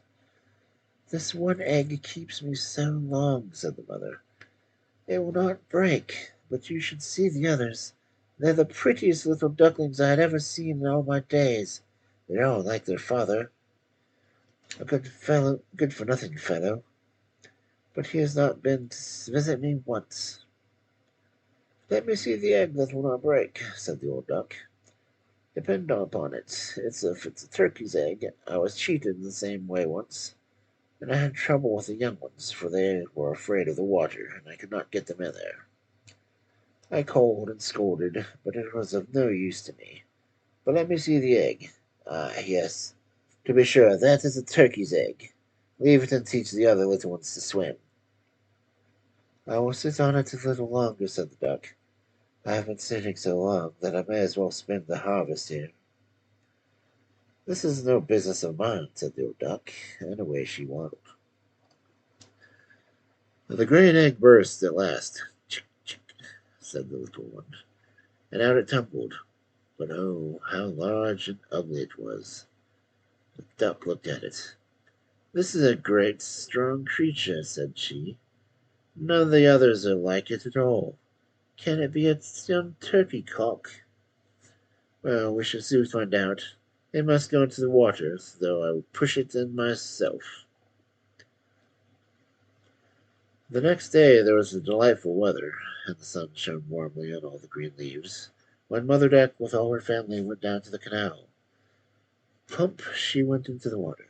Quack, quack, said Crunchy, and one duckling after another jumped in. The water closed over their heads, but all came up again, and swam together in the pleasantest of manner. Their legs moved without effort. All were there, even the ugly gray one. No, it is not a turkey, said the old duck. Let us see how prettily it moves its legs, how upright it holds itself. It is my own child. It is already very pretty when one looks more closely at it. Quack, quack, now come with me. I will take you to the world and introduce you to the duckyard. But keep close to me, or someone might tread on you, and beware of the cats. Meow. So they came to the duckyard. There was a horrid noise. Two families were quarreling about the remains of an eel, which, in the end, was secured by the cat. See, my children, such is the way of the world. And the mother duck, wiping her beak, for she was too fond of roasted eels. Now use your legs, she said. Keep together, and bow down to the old duck you see yonder. She is the most distinguished of all the fowls present, and of Spanish blood, which accounts for her distinguished appearance and manners. And look, she has some red rag on her leg. Now that is considered extremely handsome. It is the greatest distinction a duck can have. Now don't turn your feet inwards. A well-educated duckling will always keep their legs far apart, like his father and mother. Just so. Look, now bow your necks and say quack. And they did as they were told, but the other ducks who were in the yard looked at them and said aloud, Only see, now we have another brood, and as if there were not enough of us already. Fie, how ugly that one is! We will not endure it. And immediately one of the ducks flew at him and bit at his neck. Leave him alone, said the mother. He is doing no one harm. Yes, but he is so large and strange looking, and therefore must be teased. Those are fine children that your good mother has, said the old duck with the red rag on her leg. All are pretty except one, but that one has not turned out well. I almost wish it could be hatched over again. Wow. That cannot be, please your highness, said the mother. Certainly he is not handsome, but he is a very good child, and he swims as well as the others, indeed, rather better. I think he will grow like the others in good time, and perhaps will look smaller. He stayed so long in the eggshell, that is because of the difference. And she scratched the duckling's neck and stroked his whole body. Besides, added he is a drake. I think he will be very strong, and therefore it does not matter so much. He will fight his way through. The other ducks are very pretty, said the old duck. Pray make yourselves at home, and if you find an eel's head you can bring it to me. And accordingly they made themselves at home. But the poor little duckling, who had come out last of its eggshell, who was so ugly, was bitten, pecked, and teased by both ducks and hens. It is so large, they all said, and the turkey cock, who had come into the world with spurs on, and thenceforth fancied he was emperor, puffed himself up like a ship on full sail and marched up to the duckling, quite red with passion. The poor little thing was scarcely knew what to do. He was quite distressed because he was so ugly, because he was the jest of the poultry yard. So passed the first day, and afterwards matters grew worse and worse. The poor duckling was scorned by all. Even his brothers and sisters behaved unkindly, and were constantly saying, The cat fetch thee, thou nasty creature. The mother said, Oh, if thou wert only far away. The ducks bit him, and the hens pecked him, and the girl who fed the poultry kicked him. He ran over the hedge. The little birds in the bushes were terrified. That is because I am so ugly, thought the duckling, shutting his eyes. But he ran on. At last he came to a wide moor where lived some wild ducks. Here he lay the whole night, so tired, so comfortless. In the morning the wild ducks flew up and perceived their new companion. Pray, who are you? Asked they, and our little duckling turned himself in all directions and greeted as politely as possible. You are uncommonly ugly, said the wild ducks. However, that does not matter to us, provided you do not marry into our families. Poor thing, he had never thought of marrying. He only begged permission to lie among the reeds, drink the water of the moor. There he lay for 2 whole days. On the third day there came 2 wild geese, or rather ganders, who had not been out long in the shells, which accounted for their impertinence. Ah, he, they said, you are so ugly that we like you infinitely well. Will you come with us and be a bird of passage? On another moor, not far from this, are some dear, sweet wild geese, as lovely creatures as they have ever said, hiss, hiss. You are truly in the way to make your fortune, ugly as you are. Bang! A gun went off all at once. Both wild geese were stretched dead among the reeds. The water became red with blood. Bang! The gun went off again. Whole flocks of wild geese flew up among the reeds, and another report followed. There was a grand hunting party. The hunters lay in ambush all around. Some were even sitting in the trees whose huge branches stretched out over the moor. Blue smoke rose through the thick trees like mist, and it dispersed as it fell over the water. The hounds splashed in the mud, and the reeds and rushes bent in all directions. How frightened the poor little duck was! He turned his head, thinking to hide it under his wing, and in a moment the most formidable-looking dog stood close to him, his tongue hanging out of his mouth, his eyes sparkling fearfully. He opened wide his jaws at the sight of our duckling, showed him the sharp white teeth, and swish swish he was gone, gone without hurting him. Well, let me be thankful, he sighed. I am so ugly that even the dog will not eat me. And now he lay still, though the shooting continued through the reeds, shot after shot. The noise did not cease till late in the day, and even then the poor little thing dared not stir. He waited several hours before he looked around him, and then hastened away from the moor as fast as he could. He ran over fields and meadows, though the wind was so high that he had some difficulty in proceeding. Towards evening he reached a wretched little hut, so wretched that it knew not which side to fall, and therefore remained standing. The wind blew violently, so that our poor little duckling was obliged to support himself on his tail, and in order to stand against it. But it came worse and worse. He then remarked that the door had lost one of its hinges, and so hung very awry that he could creep through the crevice into the room, which he did. In this room lived an old woman, with her tomcats and her hen and her cat, whom she called her little son, knew how to sit up on his back and purr. Indeed, he could even emit sparks when he stroked the wrong way. The hen had very short legs, and was therefore called Cuckoo Shortlegs. She laid very good eggs, and the old woman loved her as her own child. The next morning the new guest was perceived, and the cat began to mew, and the hen to cackle. "What's the matter?" asked the old woman, looking around. However, her eyes were not so good, so she took the young duckling to be a fat duck who had lost its way.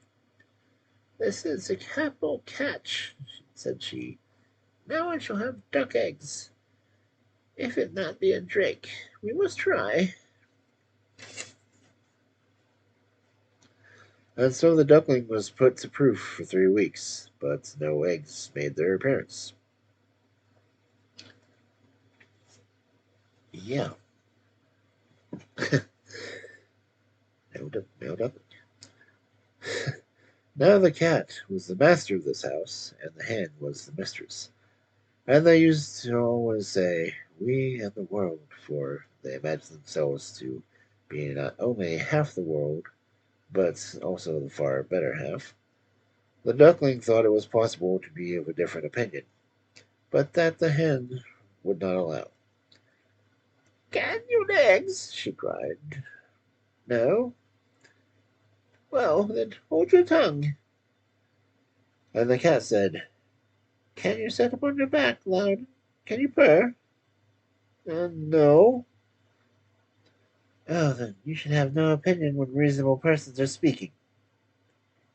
Sounds like a cat. So the duckling sat alone in the corner, and was in a very bad humor. However, he happened to think of the fresh air and the bright sunshine, and those thoughts gave him a strong desire to swim again, that he could not help telling it to the hen. "What ails you?" said the hen. "You have nothing to do, and therefore brood over these fancies. Either lay eggs or purr, or you will be forgotten then." "But it is so delicious to swim," said the duckling. So delicious when the waters close over your head when you plunge to the bottom. Well, that is a queer sort of pleasure, said the hen. I think you must be crazy. Not to speak more myself, as for the cat, he is the most sensible animal I know. Whether he would like to swim or to plunge to the bottom of the water, ask our mistress, the old woman. There is no one in the world wiser than she. Do you think she would take pleasure in swimming, and in the waters closing over her head? You do not understand me, said the duckling. What? We do not understand you? So you think yourself wiser than the cat and the old woman? Not to speak of myself? Do not fancy such things, child, but be thankful for all the kindness that has been shown you. Are you not lodged in a warm room? And have you not the advantage of society from which you can learn something? But you are a simpleton, and it is wearisome to have anything to do with you. Believe me, I wish you well. I will tell you the unpleasant truth. But it is thus that real friendship is shown. Come, for once give yourself the trouble to learn to purr or to lay eggs. I think I will go out into the wide world again, said the duckling. Well, go, answered the hen. So the duckling went. He swam on the surface of the water and plunged beneath. But all the animals passed him by on account of his ugliness. And the autumn came, and the leaves turned yellow and brown, and the wind caught them and danced them about. The air was very cold, and the clouds were heavy with hail or snow, and the raven sat on the hedge and croaked. Poor duckling was certainly very uncomfortable. One evening, just as the sun was setting with unusual brilliancy, a flock of large, beautiful birds rose out of the brushwood. The duckling had never seen anything so beautiful before. Their plumage was a dazzling white. They had long, slender necks. They were swans. They uttered a singular cry, spread out their long, splendid wings, and flew away from the cold regions to warmer countries across the open sea. They flew so high, so very high, and the ugly duckling's feelings were so strange. He turned around and around in the water like a wheel mill, strained his neck to look after them, sent forth such a loud and strange cry that it almost frightened himself. Ah, he could not forget them, those noble birds, those happy birds. When he could see them no longer, he plunged to the bottom of the water, and when he rose again, he was almost beside himself. The duckling knew not what the birds were called, knew not whether they were flying, yet he loved them as he had never before loved anything. He envied them not, nor would ever have occurred to him to wish such beauty for himself. He would have been quite contented if the duck in the duckyard had but enjoyed his company, the poor, ugly animal. And the winter was so cold, so cold. The duckling was obliged to swim around and around in the water to keep it from freezing.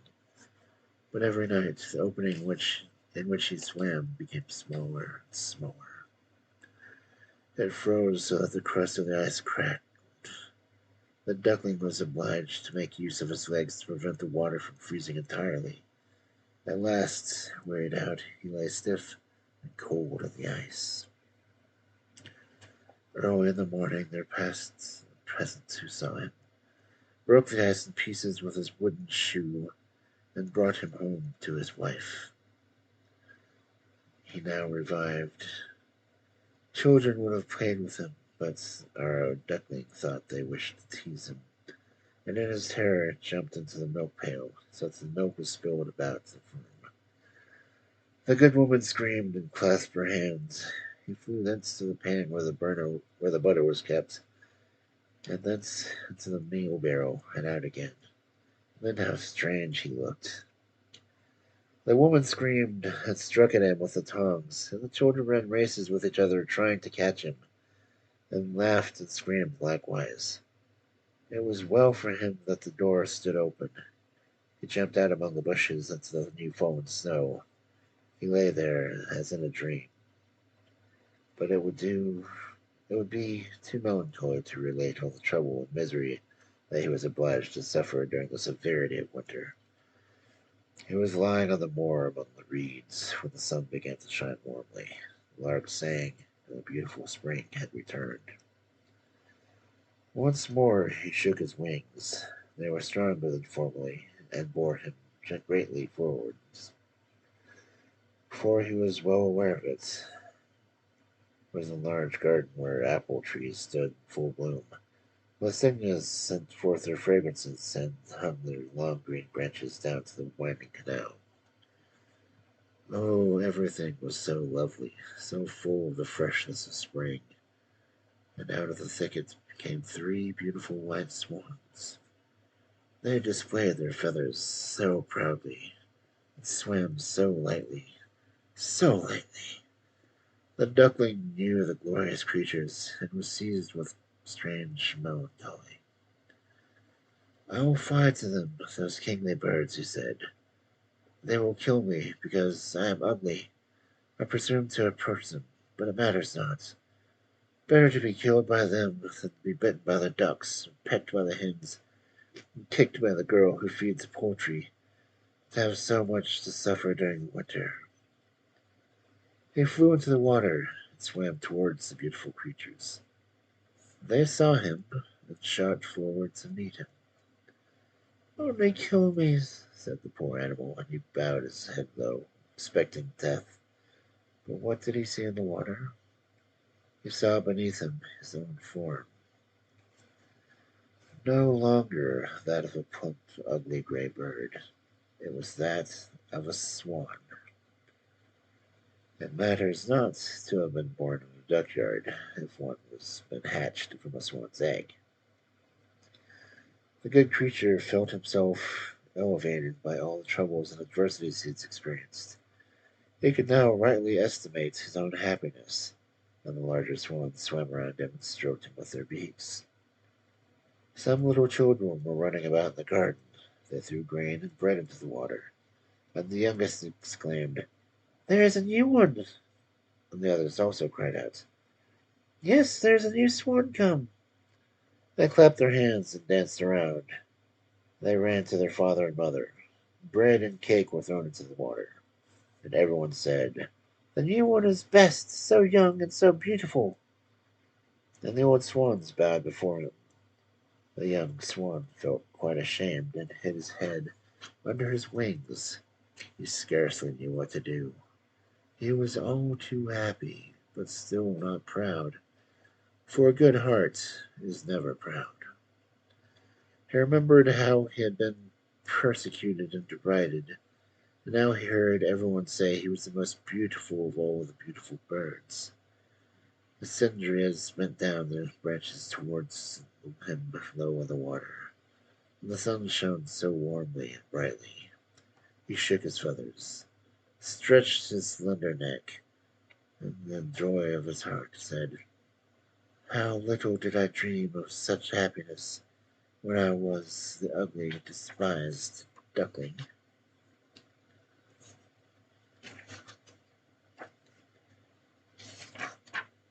Okay, last story in the book, kids. Might as well finish.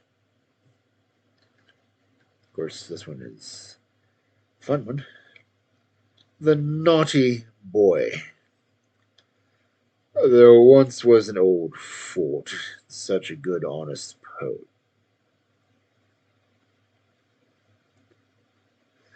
He was sitting alone in his little room on a very stormy evening. The wind was roaring without, and the rain poured down in torrents. But the old man sat cosily by his warm stove.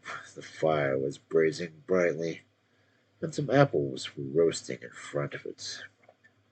"Those poor people have no roof to shelter them tonight. Will Most assuredly not have a dry thread left in their skin, said the old kind-hearted man. Oh, open the door, open the door. I am so cold and quite wet through besides. Open the door, cried a voice from without. The voice was like a child's. It seemed half choked with sobs. Rap, rap, rap. It went on knocking on the door, whilst the rain still kept streaming down from the clouds. The wind rattled on the window panes. Poor thing, said the old poet, and he arose and opened the door. There stood a little boy, almost naked. The water trickled down from his long flaxen hair. He was shivering with cold, and had he been left much longer out in the street, he must certainly have perished from the storm. Poor boy, said the old poet again, taking him by the hand and leading him to the room.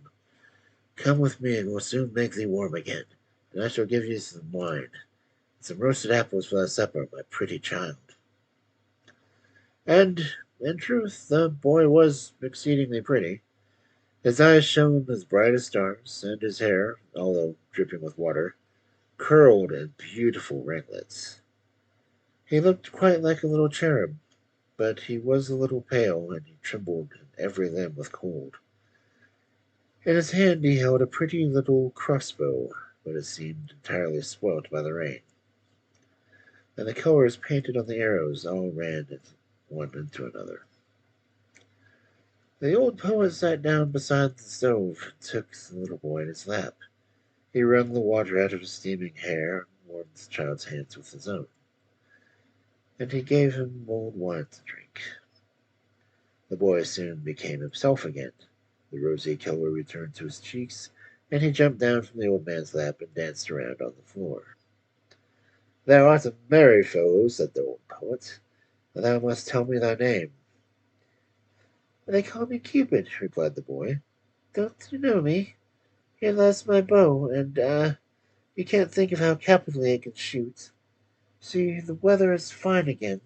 The moon is shining bright. But thy bow is spoilt, said the old man.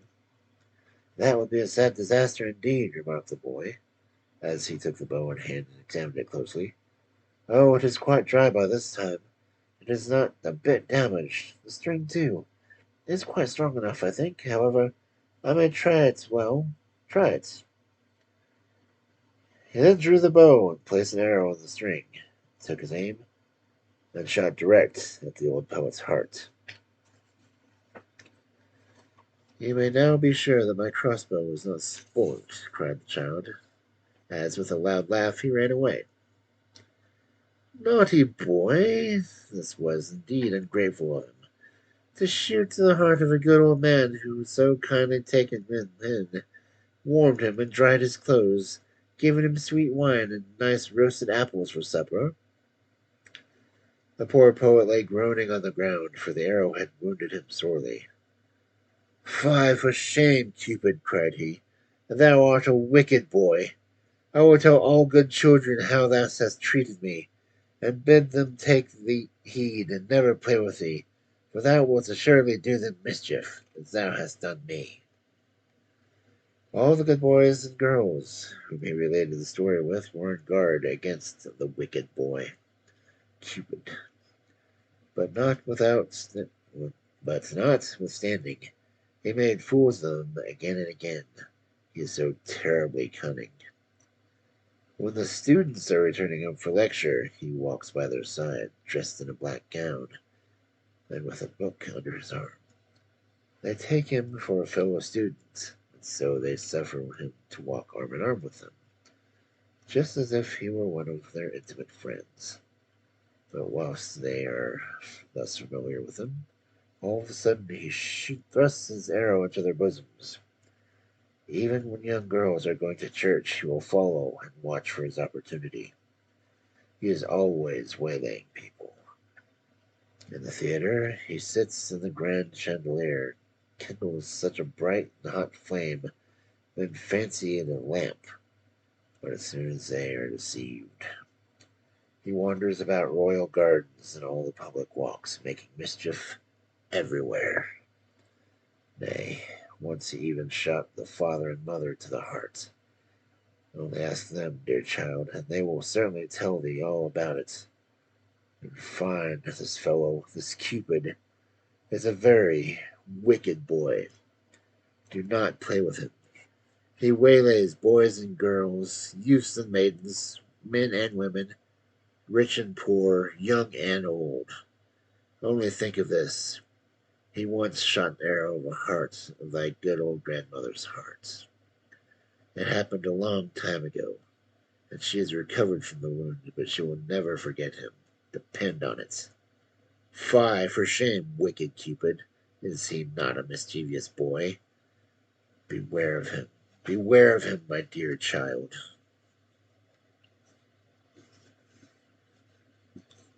Yeah, probably got pissed off at Cupid.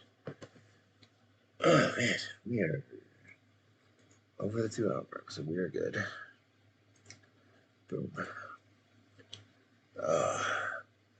Okay, so Hans Christian Andersen book has been finished.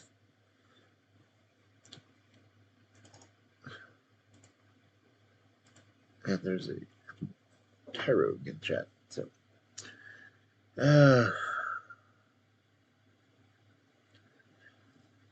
let's see who. Oh, I didn't catch it either way.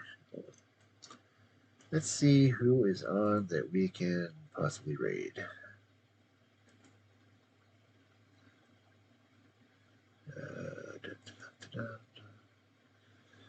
Any other readers on? I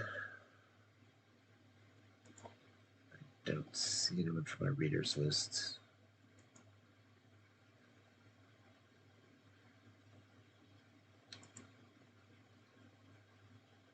Dusk is playing Minecraft. Oh, well, Altered Entertainment is on.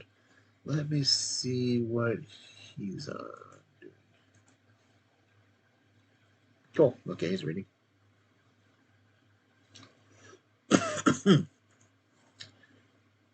Yep. Let us raid into another reading stream. Hey, Reeve. Nice to have you come in. Yeah, it's always nice to remember.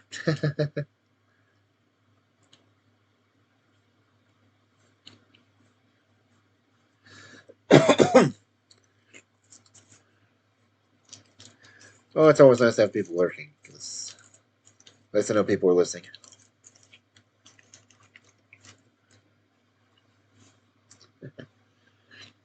Let's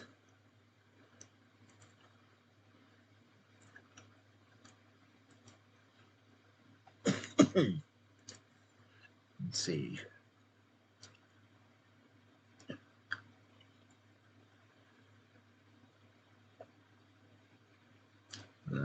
People I know, people I know.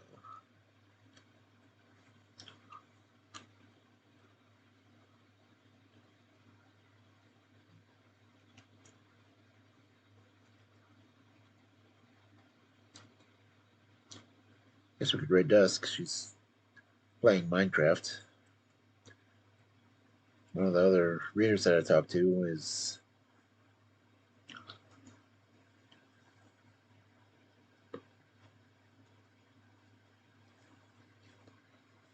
I think he's doing scary stories.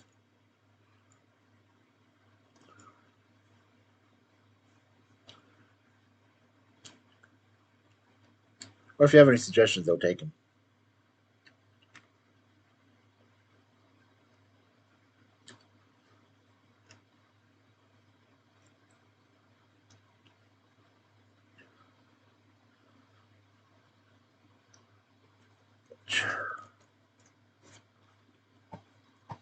You could raid Shizu.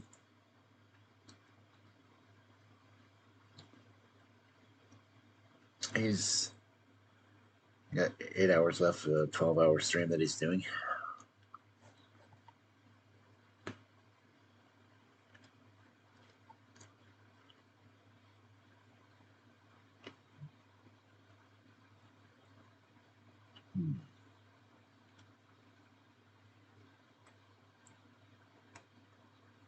It's about dealing.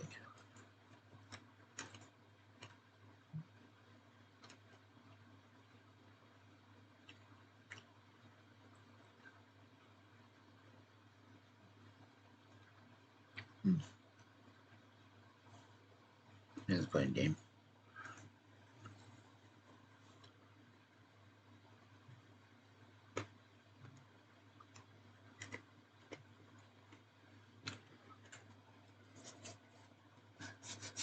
Ouch.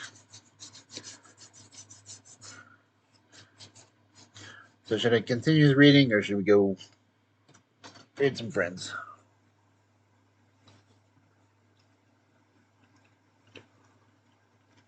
No, let's go ahead and read Dusk. I don't think I have a window open right now.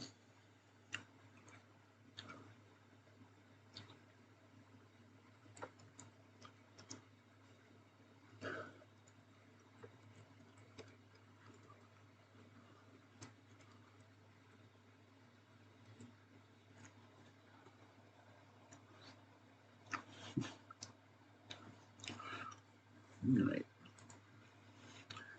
So, yeah. Thanks everyone for coming in and lurking and listening to the stories.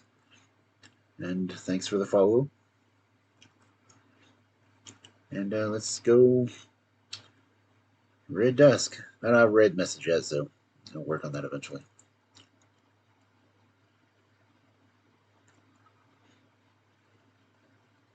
So, have a good night, everyone.